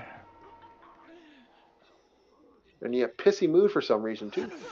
I'm always angry, damn it. Oh, okay, that's a lie. I'm not always angry. But today, yes. Yeah, today you're pissy. I'm very bitter. Yep. What's that British phrase? My heart is blacker than a bin bag? Yeah, that's about right.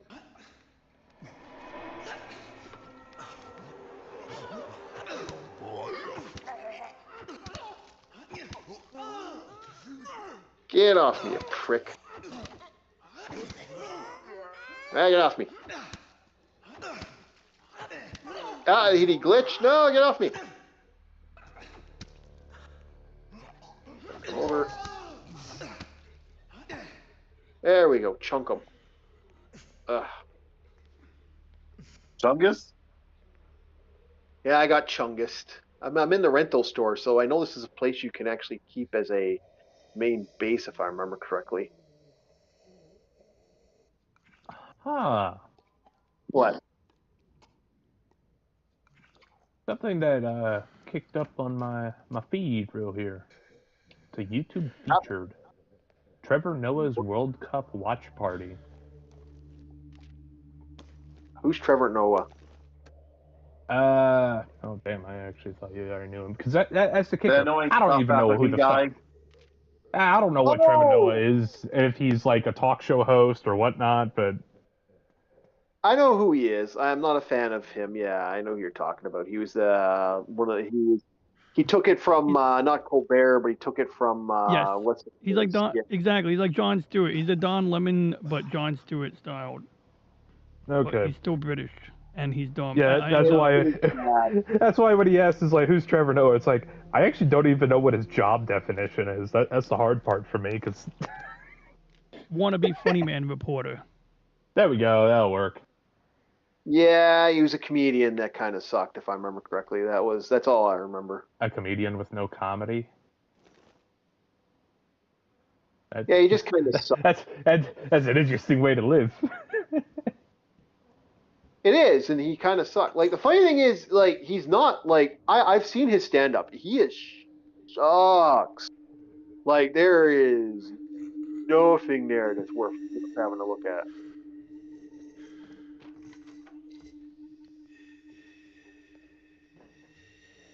And usually someone like that, you'd be thinking to yourself, oh, okay, this guy's got something for the table. He's got nothing.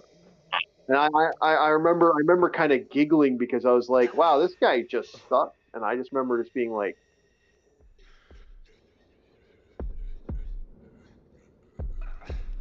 can you, like, whoa, wow, okay.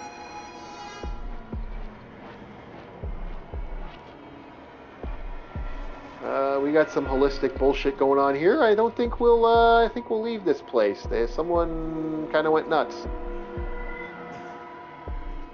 Oh, great, he's gonna have nightmares now. Fuck.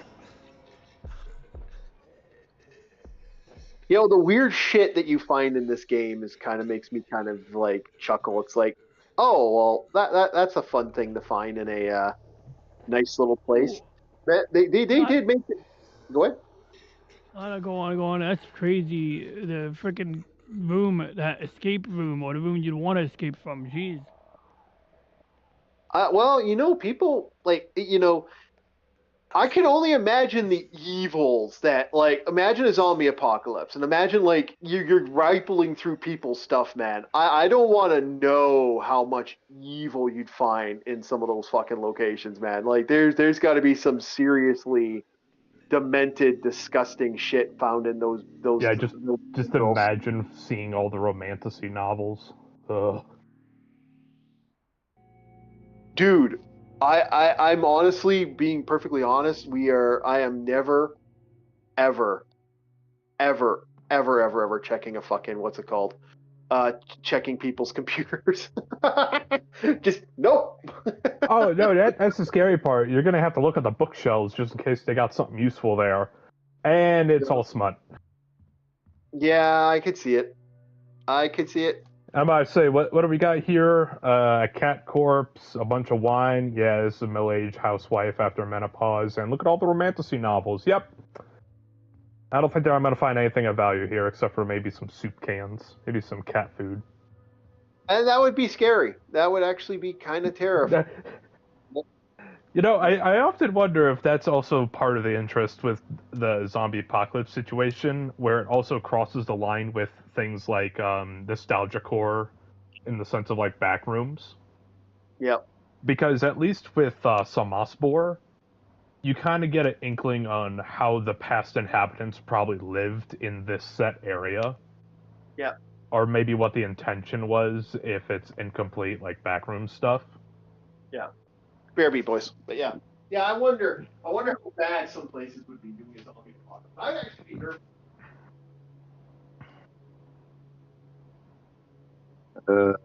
We really want to think about that kind of stuff. What do you mean? You know me, I'm cold and detached when it comes to, it's like, oh, somebody lived here. Cool, they're not here anymore. No, although there's so many things you would find. Oh. Well. I'm sure Chief probably has some stories. I don't have too many because I wasn't cleaning like individual houses. I was cleaning a school, but I found some gross things in a school. Oh, dude. Like all the gum stuck under the tables. Like recently, what my buddy had happen when he went to, like I just told you guys on Monday, my friend still does that job. I got a buddy of mine who still does that job. And to this day, like he just found a room where it was like nothing but an insane amount of gay porn. Like it wasn't a small amount. It was just a room that like he locked off with a fucking shelving unit that was hidden in the fucking wall. So he had a hidden wall room, an old TV, an old CRT TV, an old VCR, a plug-in, and it was in a little red room, and it was a little bit down the hall. It was like a little hallway. You go into this room, and like, dude, that is horror movie shit. It was the prehistoric goon cave. Yeah, it was the prehistoric goon cave, and he's like, dude, that's terrifying. And he found it. He was like, What the fuck? And there's There like was a cave paintings, but the strange thing is, it was all white. yeah, no, it was We don't red. know what they mean. It was red. It was a red room. It was one of the craziest things I have. Like, he's telling me the story, and I'm like, my God, that is. So did they just bang? Wayne and Tracy found a moment of solace in each other's company.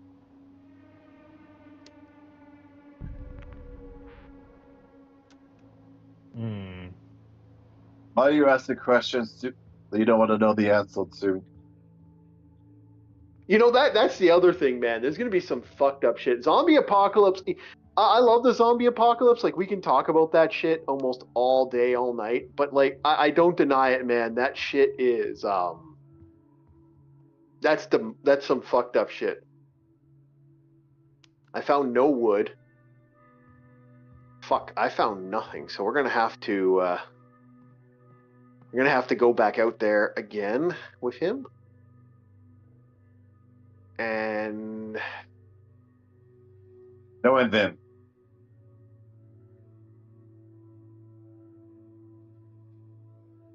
the best house on the worst streets.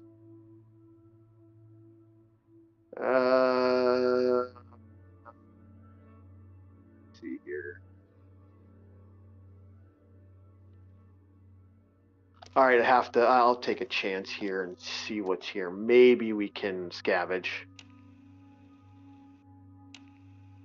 Because we can't stay here.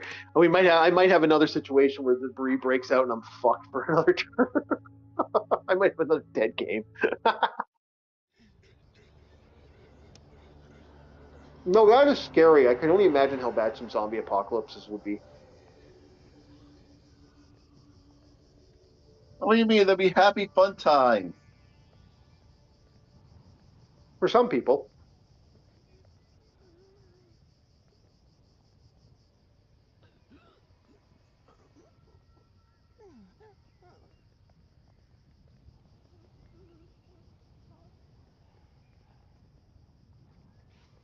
Can you turn around, please, zombie?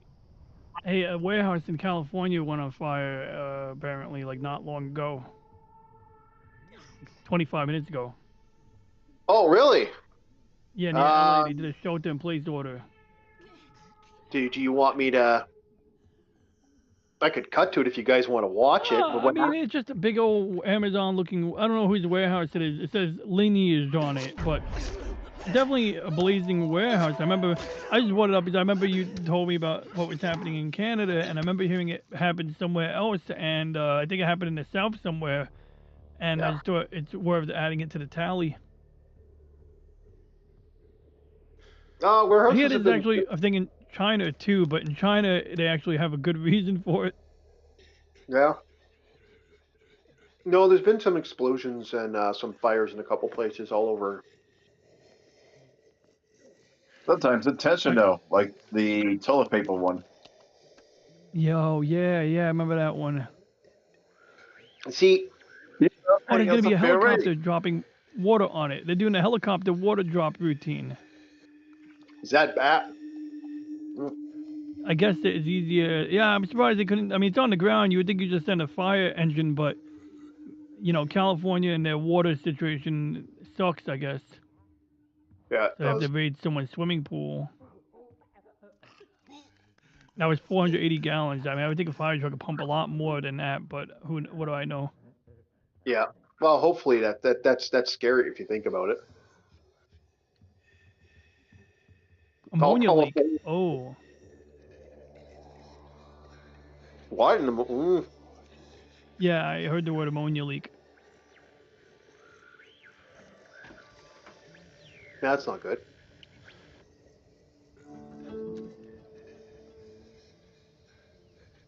Okay. Yeah, I'm gonna ignore that zombie and go up here. No, that zombie.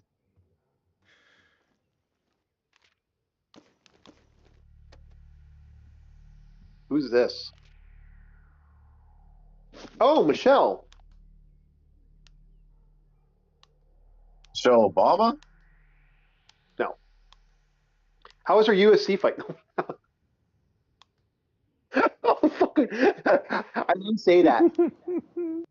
I didn't say that. I had to. My brain went to it. It's one of those brain moments. I'm sorry. I'm sorry, world. He's not. I am. Yeah, well, happy to have you because maybe you could be useful to us on this one.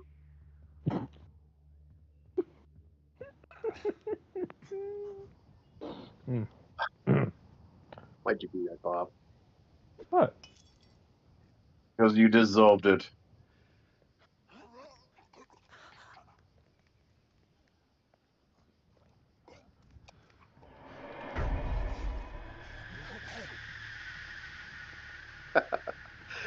Fucking miss me, bitch. That's the question. Is he gonna wait? I'll wait. Have him turn around and punch him in the face again.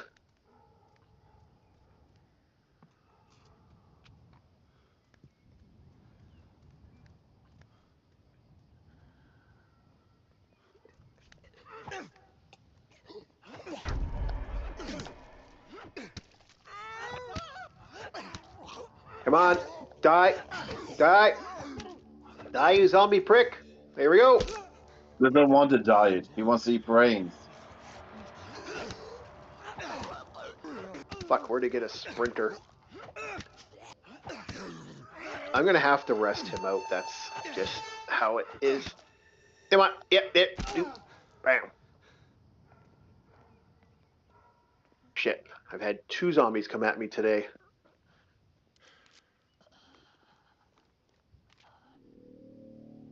Is that weird? No, that's not. That's me getting my ass kicked in a way. I'm in some serious trouble here, but I got a new shelter mate, so that actually could help out. I can actually put another person on call. Who are you gonna call? Ghostbusters! Yeah, exactly.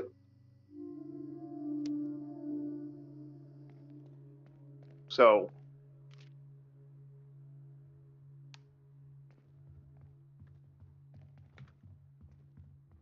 I may need to. Okay, someone has to do that, and I'm going to have to go back there and deal with that problem in there. Maybe I can clear that out and make a new shelter.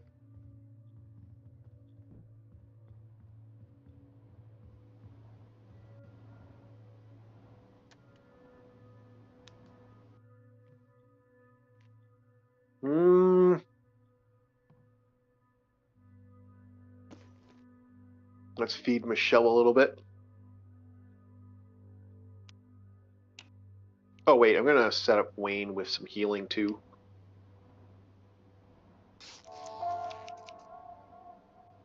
There.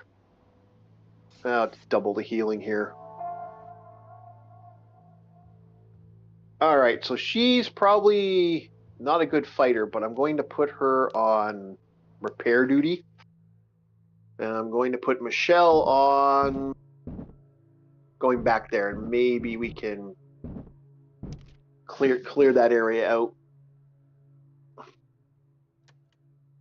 Maybe we can switch locations. That's something we need to do. So keep an eye on that fire. Is it live showing it? Is it like a really big, awesome, kick-ass fire, or is it just a little woof, DJ? Huh? The Huh? fire, is it a big, awesome fire, or is it a little boof? Oh, I mean, it was a warehouse fire. Like, it was engulfing half the large warehouse, and there was a lot of truck docks on the side to give you size reference. But Is there a live recording? Yeah. It looks like it's relatively under control, though. I already stopped watching that video. It was like Okay.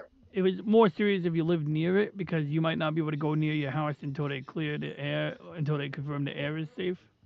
Yeah. Well, I live in a. You must understand, boys. I live in an area where we get a lot, and I do mean a fucking lot of how to put it bluntly. I get a lot of the fun that is, yay, you wanted to have yourself a nice little location there. No, we're gonna have a forest fire that like literally covers half your city block, and at any time you might be evacuated. Oh, that's interesting. Is that like a Yeah. way of like shifting people's? Is that a trick to get people to self-relocate? No, that's a way for people to be complete pricks about the environment area. Like we had rumor has it. Again, this is rumors. I don't know if there's any truth to this, but there has been stories that apparently the person who, as the story goes, they've how is it put? Apparently, some people have said that this might have been like one of the big fires that hit might have been a drone situation where fuckers with a drone were playing with drones and set fire stuff, because apparently that happened down in California or somewhere down south in America, and they're saying that this house happening up here too, and there's apparently footage of drones flying overhead some places. So I don't know how truthful that is. Again, this is all people talking. Hmm. Yeah. Interesting. Yeah, I know it's hard to separate, to really confirm these things. Yeah, and I can't confirm any of it. That's the problem. Like, I'd love to confirm it, but it's like, no, I can't confirm any of this. So I don't know how truthful this is in any way, shape, or form. But according to what was said and who said what, story goes, we're dealing with something where, they might have had a huge situation. And that's a big problem when you got that. So if there's any truth to it, hey, you know what? I'm all for it. Let's get going, but I don't know. I haven't seen anything so far that says this is real. Oh, did you talk about what's her name's death? Who? The voice actress for Lilo. Oh yeah, I guess I forgot. Yeah, we did forget the creator. One of the voice actress for Lilo and Stitch. She is effectively passed away, unfortunately. Yeah, only 35. That is young. Any reason why she bit the fly on the shed, or just she just passed on? How is that pronounced? Mhm. What's the name of that thing? She had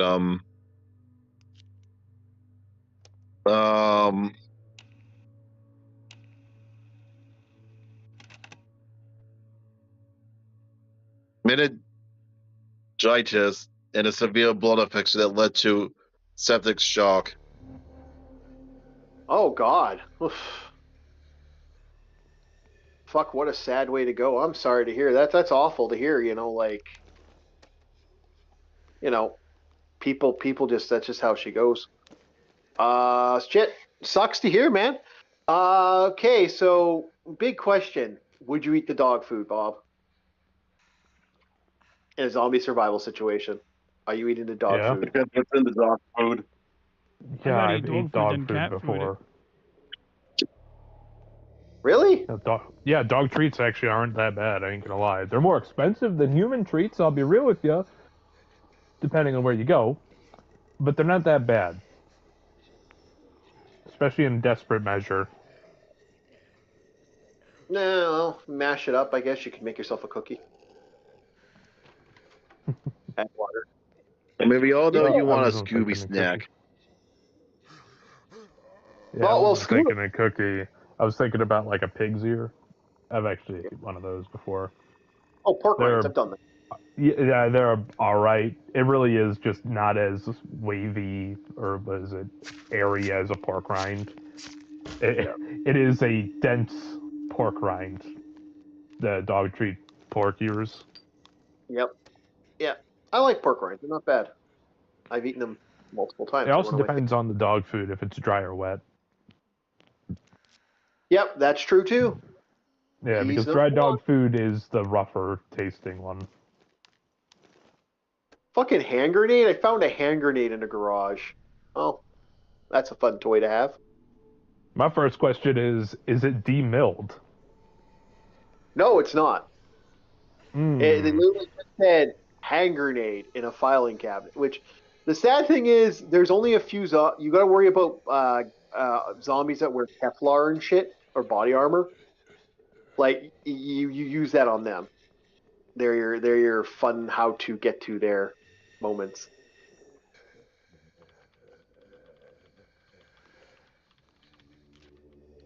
Type. Yeah, DJ. What are you working on today, DJ? All right. I've been working on refining my video encoding settings for basically I'm using a command. I'm using not custom, but like a tweaked command of FFmpeg, and basically I give it a video and I convert it to play on a black and white LCD on a old Windows CE device from 1999, and because it's got a 69 megahertz CPU and it's not really designed to play video, I had a couple of revelations recently though, even though it's not optimal. I figured out that the ideal frame rate is between 5 and 7 frames per second. While you might be able to do 10 frames a second, the reality is that you're more likely to not have dropped frames or skipping if you do it like at 5 frames a second. And basically the thing is that at 5 frames a second, I can make the picture as big as pretty big. But if I want like 7 frames a second, I have to sacrifice, the width a little bit, make it a little bit smaller. So I've been kind of doing little tweaks here and there to refine this because I want to finally hammer down like whatever video I use. Because I figured out the best workflow is pre-process it. Take the original movie like Godzilla vs. Destroyer, crop it, and scale it, crop it, like re-encode it first. Do what you got to do to the subtitles, make them big, and then use FFmpeg to do the final encode. And basically, like at either one of those steps, but right now I'm doing it in the final step. I'm using a little bit of AI help to do the math on the scaling. I'm not just shrinking the resolution, I'm also cropping it. Because one of the things I realized was certain things look great, like I was watching Star Trek Next Generation, and when you scale it up to fill up the screen, if you have a low enough resolution file, the CPU doesn't work very hard. So I'm saying, okay, what resolution can I use that's, slightly below the, filling the screen? But the thing is, instead of scaling it up and cropping it in the app, I want to crop it ahead of time so that when I scale up on the device, that nothing's getting cropped. Because the trick is to give it only as much data as you're actually looking at. If you give it any more data than what you're looking at, now you're wasting CPU, and that means that you'll have to sacrifice either frame rate or resolution. So I got the audio encoding down where it's half of CD quality, so it's like, okay, that's acceptable. Anything lower, yes, you can get higher frames or higher resolution, but the quality is shit. So half the CD quality is the sweet spot there. And, there's certain quirks to when you scale it up, because, like, you watch a video on a handheld device in portrait view, you can only make it as wide as the screen is while it's in, portrait view. And so I've been, looking at the, identifying different quirks and figuring out, like, let's try this, let's try that. And I'm getting close to there, because once I have it, then I can make, like, a final command, incorporate it into a proper script or even an app, and, put it on a GitHub page along with some instructions on how you can put videos on a device of this lack of caliber. And why? Well, this device here is a handheld computer that is actually able to run on AAA batteries. So imagine you got a power outage and you want to watch some Star Trek, but you really don't want to sacrifice, let's say you don't want to waste battery on your phone since you need that for emergencies. So instead, I could watch Star Trek on a black and white LCD with a 240 by 320 resolution, and the batteries, even though yes, you might need alkaline batteries for a flashlight, it's still nice that you have the option to use alkaline batteries. It also runs on, I'm using rechargeable Panasonic AAA batteries. So one of the things I could do is I can use a solar charger. I could charge the AAA batteries with sunlight, and because they're so small, they'll actually charge.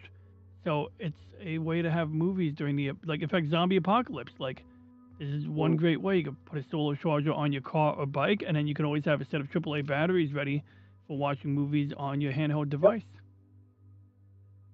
And I made a lot of progress. Like, for example, this device only supports a 1/4 gigabyte or 256 megabyte memory card, but in reality, it works with a 4 gig memory card. And then I figured out that if you put a 16 gig card in there, as long as you partition it into separate partitions, it'll just show them as separate SD cards or, memory cards. So it'll say storage card 1, storage card 2, 3, and 4.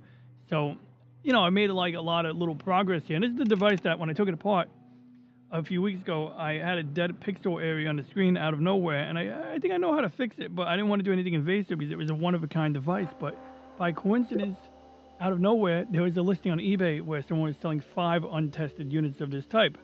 As it turns out of that 5, they all work with varying levels of wear and tear. Some of them have like LCD wear, some of them have like a dark spot on the screen, some of them have more scratches. So the one I'm using, turns out, has like a cracked chassis on one corner, but the actual screen is in great condition. Because that was the reason I took about my device. My device had a good screen, really good condition, but there was this one white speck on the touch panel, and it's probably something you could polish out, but you know, once again, like, do you really want to use sanding grit on that, you know? So instead of doing that, I was like, well, maybe it's a piece of dust. So that's why I opened it. I wanted to see if there was a piece of dust. But even though I didn't do anything weird to the inside of the device, like I said, it had some unpredictable failure mode. And I said, before I mess with this more, I need more units so that I have spare parts. And I was only planning to buy one, but I got a 5-pack. So now I definitely have spare parts. Yeah. There we go. So One it's something zombie. that I'll show on the Monday show. I may already did. But it's something I played with on and off for the past year or two, and you know, it's like sometimes, you know, it gets boring after a while staring at a black and white LCD and messing with the encode commands. But it's also kind of rewarding because, of course, once I hammer down, I mean, even now I got a pretty good idea of what I can encode for it, but I want to finalize it so that when I want to do an entire TV series, I have like something in mind where I could tell the script like what to do to the file. And one of the things I found was I had problems where if I had anime that had like 2 audio tracks and subtitle tracks, when I made my own app that would let you pick what audio track or what subtitles you use, I found that would run into a lot of weird issues. Basically, it would be like the code would get too complex and then it would fall apart, the program. So I realized, well, no, I can handle the subtitles. I could pick the audio track and the subtitle track in the first pass. And then the file that I get from that first encoding pass is what I pass on to the final encoder to make the final conversion. So I'm realizing you don't need to make a kitchen sink of an application. You just need to have like a workflow established, which I basically have the workflow. But now that I have a good workflow, I'm establishing the final encoding parameters so that, you know, I can publish something. Yeah, I gotcha. Like, for example, like even if you get the subtitles, like the one of the problems I had is the subtitles were too small, and there's different ways to adjust the subtitle font, but I figured out, let's do that in a pre-processing step so that my script doesn't get too complex. I mean, sure, I could integrate any feature into either end of the workflow, but I found that having a split workflow definitely makes for a cleaner result. So now when you have the video on the device, what I do to test it is I don't just check if it plays. There's the app I'm using is called the Pocket Core Media Player. And when you play a video on it and then you pause it, you click on the menu and you go to Media Info, and in Media Info it'll tell you like what frame rate did it actually play. So if you try to feed it a 10, 15 frames per second video, it might say, oh, it only played 4 frames per second. It dropped a lot of frames. So you say, okay, you know what? I'm going to feed the device a 5 frame per second video. And then when you check media info, it's like, yeah, it played 5 frames a second, no dropped frames. So you basically are trying to strike a balance between like what you're putting into it in order to not overwhelm the device. And this is a device that back in its day would have played MPEG videos, sort of like a VCD, which is MPEG 1 and MPEG 2. DVD is technically MPEG 2, however. And while MPEG works back then because it was a way of getting video files as small as you can get them and maintain quality, the MPEG player apps of the time were very inefficient. The new ones are more, the app I'm using now can handle MPEG more efficiently. But the problem is that when you convert a file to MPEG, I think it's like, well, I couldn't find a way to like customize the frame rate. So this is a black and white LCD. It's not designed for, it's almost like watching, the device's screen is more appropriate for a slideshow than a video. But what I figured out was with MPEG, you can only pick 24 frames a second, basically. Like that's the lowest you can go. And I couldn't really find a way to like reliably get the encoder to give me a lower frame rate. So if you try to play 20 frames a second, no matter how low you make the audio quality or anything like that, it's gonna have too much data, so it's gonna drop a lot of frames. So I can get a higher frame rate. Like for example, like if I try to feed it 20 frames a second, 24, it'll play 4 frames a second. But if I feed it 8 frames a second, it's more likely to actually play 8 frames a second. And what I found out, well, 5 frames a second lets me have a bigger video. The thing is that you know, like when there's an action scene, even having 2 more frames per second actually makes a difference. So that's where I'm, you know, constantly playing with either lowering or the resolution to get a higher frame rate, or lowering the frame rate to get a higher resolution, or finding other ways to tweak it. Okay, I see. Well, all right. So that's what DJ's working on tonight. Yeah, no. Other than that, we're working on playing this game. I'm going to try to survive. And Bob, I guess we could get to work on the one thing we've had waiting for a while. Bob, you ready? What am I getting ready? You are getting ready. The flood stuff. We haven't done that for a while. Let's get back to it. As I'm playing this game. So we ended. Where did we end off? The Game Boy or the Game Boy Advance? Like where did we actually go to? Fucking bad. Been that long. So what we're talking about, for those that don't know, at one time back in the day, I lost a lot of stuff for the flood, and I believe we ended off with the Super Nintendo stuff, if I remember correctly, was the last thing we did. But we'll go back to the Super. We'll start off like we started with the Nintendo, and then we went to Game Boy, I think, and then we're heading to the Super Nintendo.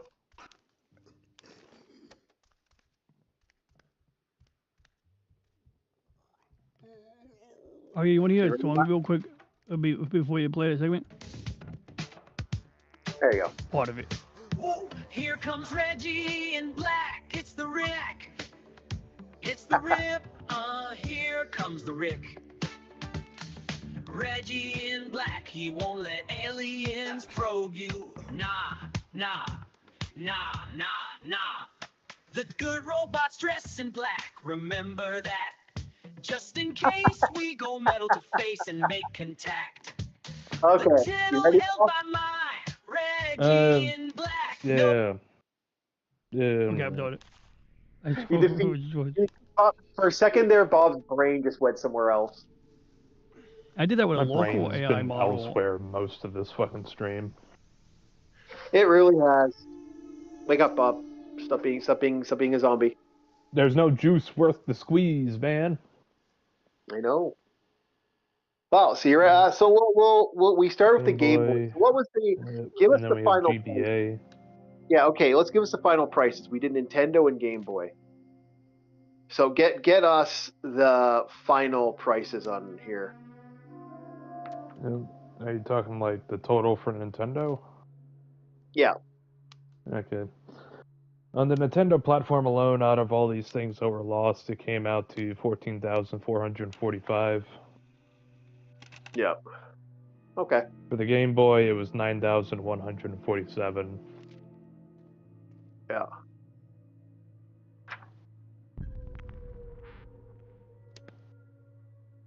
Now we're on Game Boy Advance GBA. No. Let's go through the Super. Like we went for the Game Boys. Now we're gonna go to the Super Nintendo because that was the big pricey one, if I remember correctly.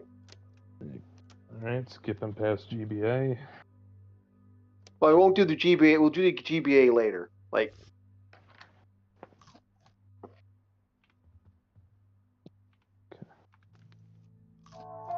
Super Nintendo. We have the Super Nintendo Game Boy adapter, or whatever the hell that thing was, for $69. Still don't know what the hell it was. It was like some sort of adapter where you could play Game Boy games on the Super Nintendo.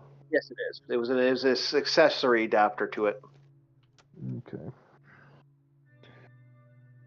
Next was Super Castlevania 4 for $147. Yeah. Then Super Ghoul and Ghosts for $125. Uh-huh. Super Mario All-Star, 102. Super Mario Kart for $87. Super Mario World for $674. And Super Mario RPG for $200. Yeah. And Super Metroid for $350. It's scary how pricey some of these became. Like I was actually, the more I think about how this shit was like, the prices were just absolutely, like, imagine retrying to get all these games back, boys. Like, Not happening. Yeah, I hear you. Acraiser, PC Razor. Acraiser is a game where you play an angel. Actually, it's a cool game. I might play it on one of the short streams. Okay, $144. Yep. Breath of Fire 1 for 142. Breath of Fire 2 for 255. Both great games. You've been watching me play Breath of Fire, chat, if you've been watching the Monday Madness. Or you could be like me and just listen to the background noise. Just keeping it real. Sometimes you just need a radio show in the background. I know, Bob. Demon Quest for $446, but we also found a PAL version, which remind me what a PAL version is. That is a European version. Okay, the PAL version for Demon Quest was $959. And Bob, it's Demon Quest. Crest, not Quest. I went off and I wrote down what you have stated with spelling. I said Crest. I specifically said Crest. You can't even say the fucking word right now. What the fuck? I said Crest. What's your problem? Crashed. Oh, Demon crashed. Quest. Can't figure out what the second word is. Best. Quest? Cest. Don't put in front of that. He do all day, Bob. Okay, next.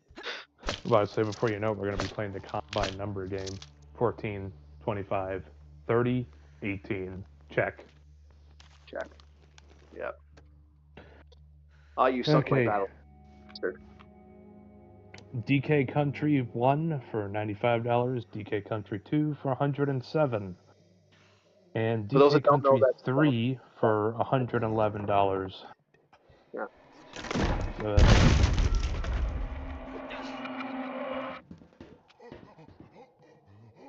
You started with those who don't know. For Donkey Kong Country. Okay. DK Country 2, we found a compendium for $7,426. Remind me what a compendium is. I don't know what that was now, actually. Was that the walkthrough? We have a strategy guide for a different game, but you said specifically compendium, and then you wanted me to write down the price. Okay. Oh, that's a comparison. Sorry. Oh, yeah. Fucking comparison prices where they get those sham artists to say, this is at this value. Then you can sell it for money. Don't you want to sell it for money so you can get a tax write-off? It's crazy how much people will sell this stuff at. Like, I was generally like, what the fuck were these prices? Like, both me and Bob were just like dumbfounded at the price tags some of these figures want. For fucking plastic and a little bit of copper. Like, at the end of the day, that's what these things are. They're that's what they are. It's plastic and copper, maybe a little bit of gold. Yep.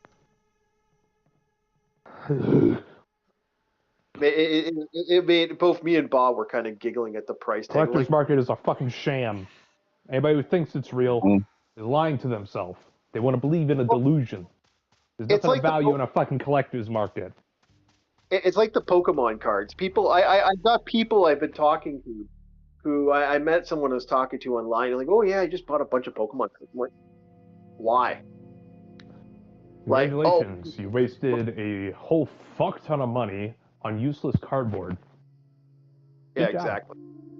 Sorry, I'm getting really cynical. I'm getting really angry because collector's market, I have never seen such a circle jerk of, I have old thing that is, by all definitions, completely fucking useless compared to everything we have today.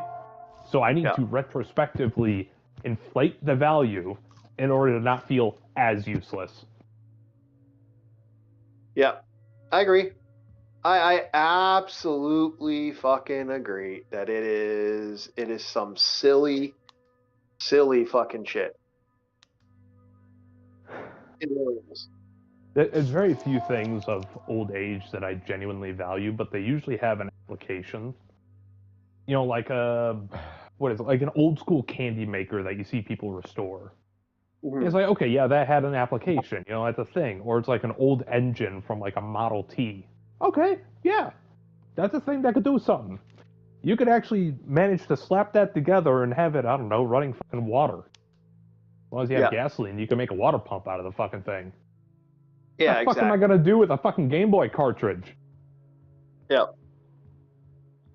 Yeah, exactly. It's funny the price tags, but yeah, no, it gets amusing. Honestly, those things are gonna be gold in a zombie apocalypse. If you could fucking boredom is probably the most dangerous thing that would probably hit somebody with a zombie apocalypse.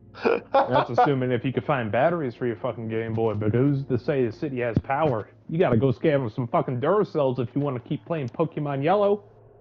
Or Pikachu Edition, rather. Oh, that's not hard. Oh my god, I just I- enabled automatic dubbing on my channel and I have Japanese subtitles on one of my past streams, and if this works, oh my god. Okay, carry on, and I'm sorry about the loss for the high value in items that you've counted for so far, Bob, in regard to orcs. It's not my items. I give the famous. I know, that's what I meant. That's why I said in regard to orc, I mean, my condolences to orc. Thank you, Bob, for, doing a good job in, accounting for it. I like Yeah, to say, there's like two ways to wake me up: get me interested in the topic, or get me angry enough about the topic. Price tag, that's the pro. Like I said, that's those price tags. Like I would love to rebuy my market. Have fun trying to sell this shit. If it's not an online listing, good luck going down to a place. Even if it is like, oh, an expert looked at this and he valued it at it, you're gonna get pawn starred. Yeah. You know how they're like, but I gotta resell this, so, and then they undercut you by a 16th of the value. Yeah. Exactly. And it's crazy some of the value, like some dead value that you can have happen when that happens. It's like, really, this is where you want to go with it? Okay, thanks, asshole. And you do have that thanks asshole thing happen when you do that too. It's like, Oh, I might say, go figure. Look at everybody in the Pawn Stars show. They're all fat fucks. They're all trolls wearing human skin. I think they're trolls. Legit. I don't think they're human. I don't think it's a fat thing. I think it's a stupid thing in a lot of ways. Because, like I said, these price tags are absolutely fucking batshit insane. The point I'm making is they're trolls. Yeah, They have such massive girth. They're trolls in human skin. And it's like, oh, no, sorry, I gotta sell this. I can only give you about $5 for it. But it's the cross that Christ was crucified on. Yeah, sorry, only $5. I think that thing's worth it. But you get what I'm saying. It's like, if we found that cross, or even a fucking shard of it, that would be the same value to the Christians as Stonehenge is to the Celts, you know? Yeah. It'd be high value. It's a priceless artifact, effectively. Yeah. And there it is being put away. Yeah, put away for fucking $5. My God. Sorry. I still like that. What was it? Papa Meat episode? I think Papa Meat did something about that. Where he made a Pawn Stars episode. But where were we? We were talking about the compendium. Yes, moving on. Kirby Superstar for $153. 153 clams for Kirby. Legend of Zelda 216. Lufia 2. Now this one was with the base game and strategy guide. So Lufia 2, the base game, was going for $404. Lufia 2's strategy guide was $1,250.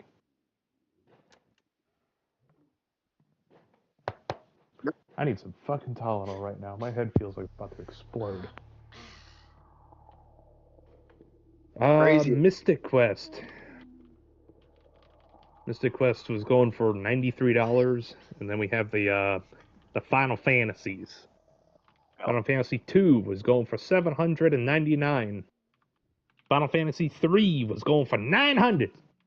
900 clams. Yep. That is 9 Benjamins. Ogre Battle for $711. $711. Which sucks because, you know, that Ogre Battle's actually rare now. Like, I forgot about this one. Okay, go ahead. Earthbound for $3,607. Yes, I had Earthbound. I've had multiple copies of Earthbound actually, which is kind of amusing. Motherfucker, some of these are a goddamn down payment on a car.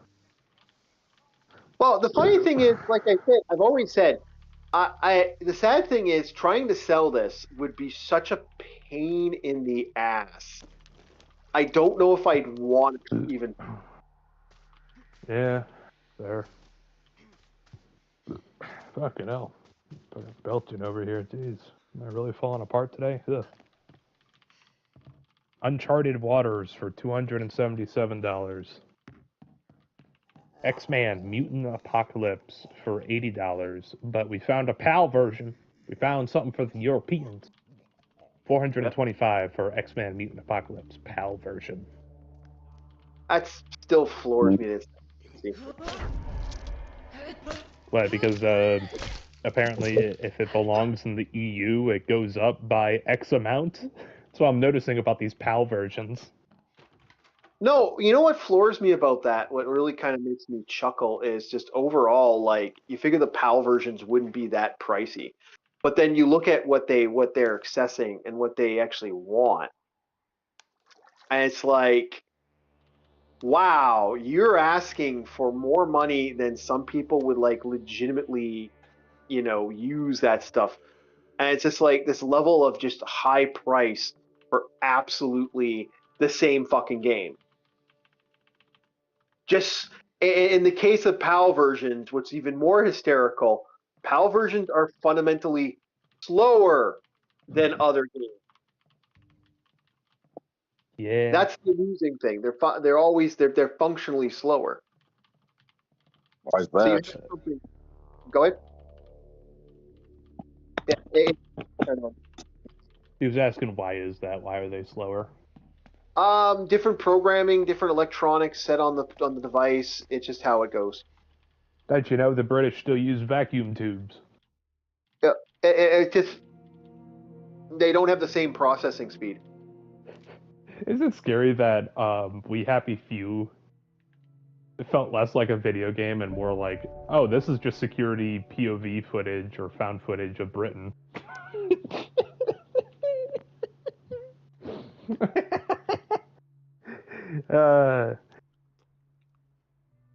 It is yeah.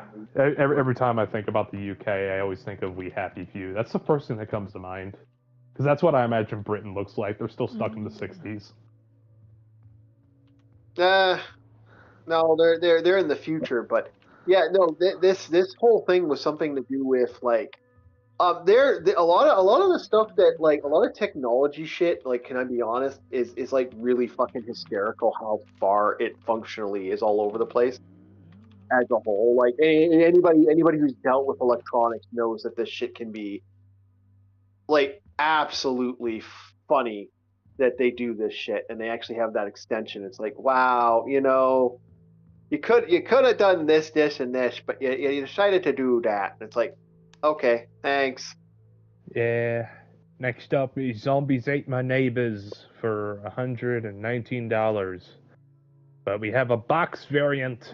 When you say box variant, is that like arcade cabinet? The box variant, yeah. Go Zombies Ate My Neighbor box variant for $1,705. Next game is, honestly, this is the chief in my life. Just put down as a title, Ghoul Patrol. Whenever you go to the big city and you look in the alley, there's always ghouls. Gotta look out. I haven't been ghoul hunting in a long time, but yeah, every once in a while you gotta deal with the ghouls. I mean, they show up. Sometimes you don't want them to show up, but they just walk up to you. Ask Yep. for some spare No, but change, you and I gotta say, expect Google. I'm sorry, I only work with plastic. I ain't got no paper for you. Yep. DJ's dealt with some ghouls. He's New York sewer and New York train lines. Lots of Yeah, ghouls one there. time I saw like a family of rats on the subway tracks, and I went to take a video of them, and I don't know if the light on my phone was on, but this girl from across the platform goes, "Oh, hey, look over here! This guy's filming," and I'm like, "I'm filming the rats," which probably didn't sound any good because it's like I was just literally filming rats. But it's like, dude, what am I doing? You think I'm filming you across the platform? Like, I know a lot of people go to football games with their camera flash on, thinking that the camera flash can illuminate a guy on a football field when you're in the fucking bleachers, but like, no, that's not Barry how got this works. stadium lights. Yeah, and it's like me having a light on. If I wanted to film a person across a subway platform, she wasn't pretty, I wouldn't have my light on. Oh yeah, that's New York subways. Like both I'm we have we what, this have guy's filming? It's like, yeah, I'm filming the fucking rats. Somebody wanted to report on how bad the rats are. Now, how about you mind your fucking business and piss off? You know what's great? We have two boys here. We have two boys that have dealt with the New York subway. So, you know, that's kind of an interesting situation for today. Oh, I've been to the Chicago subway too. It ain't much better. Oh, it's worse than I don't think I've ever been on a subway. What? You're a New Yorker. What the fuck? Western though. Oh, okay. Yeah, So you're yeah, I know what he means. I knew a guy in the Navy who was from New York, but he wasn't from New York, New York. He was from the farmlands of New York. oh. They have farmlands? I thought it was all just like turds West. and you know, The west side of New York's more like the farmland, the northwest area. Okay. Okay. Yeah, because New York's that little sliver island. Oh, so he's that, from Jersey. That, what? No. I was saying is like that little sliver island. That's the PvP server. Everywhere else is like neutral territory. Oh, okay, okay. No, yeah. The subways are fucking. No, I'm actually, like I said, I've been to Toronto, and Toronto isn't exactly a beautiful city at all. But mind you, when I was there, it was like, you know, the '90s, so shit got real quick in the fucking in that era, man. Holy. All right. Dracon, which is going for $36. Legend for $349. Which is kind of fun. Which is kind of funny that Dracon is going for that price. Oh, I missed something. The PAL version for Ghoul Patrol is actually cheaper than the base game. Yeah. As opposed to the $497 for Ghoul Patrol, the PAL version was $197. Yeah. I think this is the first time we've actually seen a PAL version that was cheaper than the US make. Yeah, which is kind of funny.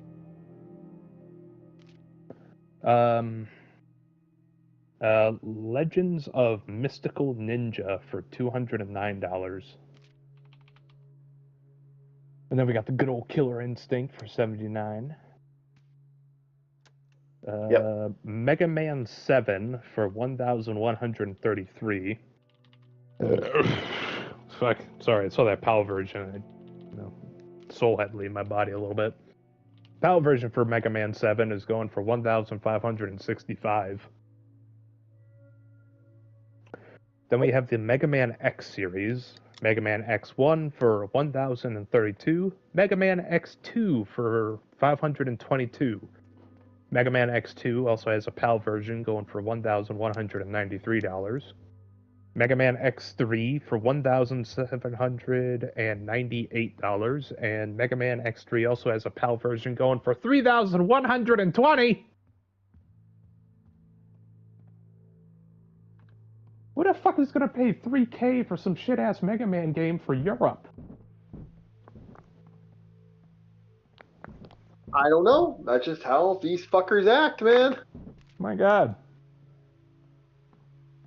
It's like it's one thing to want, the old article. Well, actually, cheap.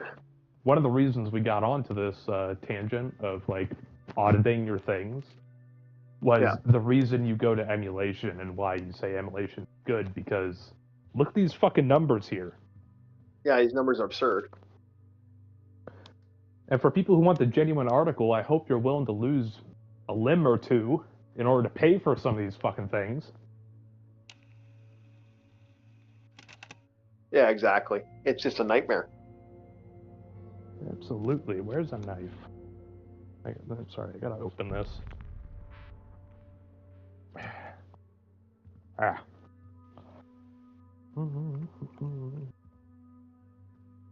It is actually legitimately just, I can't believe the level of just, wow, okay. How is this like this? And it does get to that point where you're like, how the fuck did this become a thing? Funny part is, some of these items weren't handed over to a quote-unquote expert. No. Like, this was all found on the website that officially had them, and it's just like... Now imagine if you had an expert look at this and then jack up the price even further. Yeah, because, yeah, you can... What is jokingly referred to as, what I really fucking hate, is... What's that called there? The fucking grading crap? That shit can, suck a cock, as far as I'm concerned. Yeah. A big old black rooster. Yeah, that the prices they want for these games that are quote unquote, the needed games. I'm like, no, fuck off. Which is like, what do you mean needed? In what sense of the word of needed is this needed? Yep. I don't know, it's silly, right? It's absolutely absurd that they want these prices, and they do want these prices, and they do not give a fuck if you don't take, like, they are all for these high prices. Like, I've seen, we were talking about that. We said, like, some of these were going for like thousands and thousands of dollars, and it's like, Yeah. what? Why does it? We have Donkey Kong Country 2 compendium version going for 7,426. What the fuck? What the fuck? Yeah, exactly. Exactly right. For that money, you could buy a car. Like, you could straight up buy a lemon off the lot for that money. Yeah, exactly. But the total of all these things, and now, ladies and gentlemen, whenever we do the total, we are not including PAL versions or compendium versions. We're just doing, like, the raw number that we found for the version that the Chief had. Yeah. The total came out to $16,104 for the Super Nintendo system and all the games that we talked over just now. Yeah. That's crazy. That's crazy. And that is, like, why? Excellent question. Why so expensive? Yep. It's like instead of Joker's why so serious, why so expensive, Batman. Even the Riddler was stumped. Why so expensive?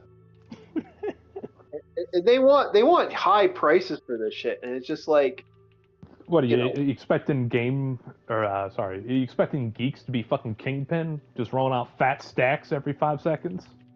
No, you know what a lot of this is, and this is what kind of makes me laugh as a whole. A lot of this shit is literally guys buying these games with other people in mind for buying these games. It is legitimately, I bought it so I bought it so I could keep it from another person. So it's all these guys buying high price games for high price costs and having no value in the cost. And it's like, you this is really probably the most petty, childish circle jerk of people who have fuck you money. It is. It's not even fuck you money. Half the time, these are guys that are bleeding themselves dry for like large prices. This is why people get upset about these reprint, because people are reprinting these old games. Like, some people are like, okay, you know what? I'm going to reprint everything. I'm going to reprint all these old games. And you know what? I'm fine with that. I'm totally okay with reprinting these old games. I'm totally okay with, because I think we have every right. Like, at that point, when they want that much cash for a fucking game, I'm like, that's absurd. Yeah. And so when I hear people say stuff like, oh, I only buy, this and that. This is why I've said with consoles, like we were talking, I don't know if we were talking about this last week, but I remember talking to someone about this, where I was saying to them, the reason like consoles are going to die, and I actually believe that. I believe that consoles are at that point where they're going to fucking fundamentally die, isn't because of like gamers thing. They made them as expensive. They did the three things we did not want that with gaming. There You are. committed the 3 cardinal sins of gaming. Go on, Chief. It is. You made the games more expensive than they necessarily needed to be. You made them. You did the three things we didn't want. Like by making them more expensive, you just killed them. By making everything digital, not electrical, you're killing them even more. By making this, you're Digital, not physical. Yeah. Not Yeah, electrical, yeah. physical.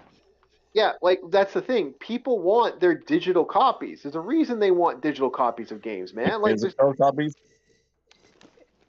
yeah, well, yeah. There's a reason why people want that with their console, so they can, if they buy another console, I can play my game. That's the main goal of most people when they buy their products. They want They that wanted digital. to remove the physical product. That way, they will have a system to where, oh, that purchase through digital you made, well, that's a license for the product. Yeah, that's a license. If your profile gets lost or we kick you for any reason whatsoever off the platform or ban your account, you just lost your license and every license connected to that account.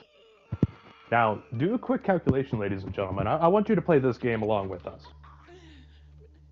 Find the prices of the games that you have that are digital, add the prices up, and when you get that final number, realize that if you lose your account, but for any reason, it doesn't matter, any reason whatsoever, that is the amount of money that is being drained.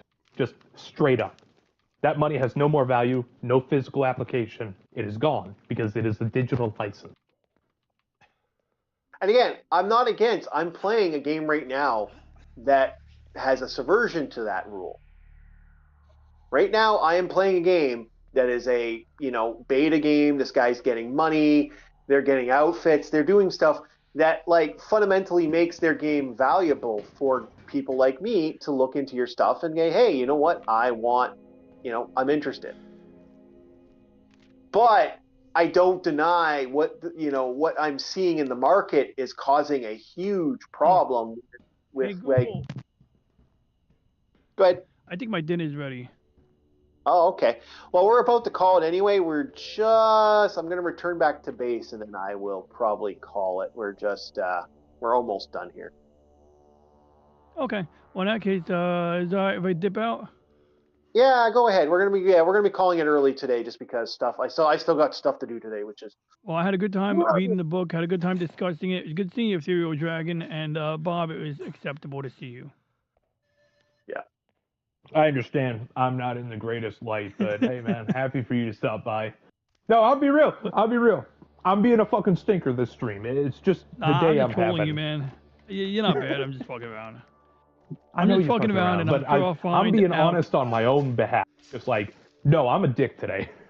I'm having one of those days. Well, at least you're not a vagina. Well, fair. Bob's worst enemy is Bob. I've kind of learned that's how it goes. Yeah. Oi, Vic. IDIC, infinite diversity and I can't speak English. Infinite diversity and infinite combinations. IDIC. Yeah. That is Bob being Bob. But yeah, all right. We're about to return. I might play this game again. We really do got to keep playing this game. Like I gotta play this more on stream because this game is absolutely fucking blast. But yeah, there goes DJ. And Do I put the notebook down or are we still going through this? Yeah. No, we should be. Yeah, we'll put the notebook down. We just finished that.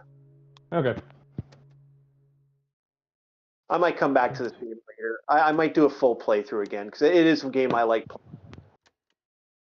Problem is I like sitting here playing this by myself. All right. Okay. There we go. So there is Into the Darkest Days. We had a new update. There was some new stuff. The game has gotten harder, I find. Even on normal, this game has gotten harder. So there we go. We might have some fun with stuff. Tomorrow is Conan the Barbarian. More Conan, more talk, and maybe another review or two. We'll see how we go. And most likely some more Zelda. And Bob's going to have to watch me play Zelda again. Yay! All right. Have Yay. yourselves a and we'll see you guys later. Bye.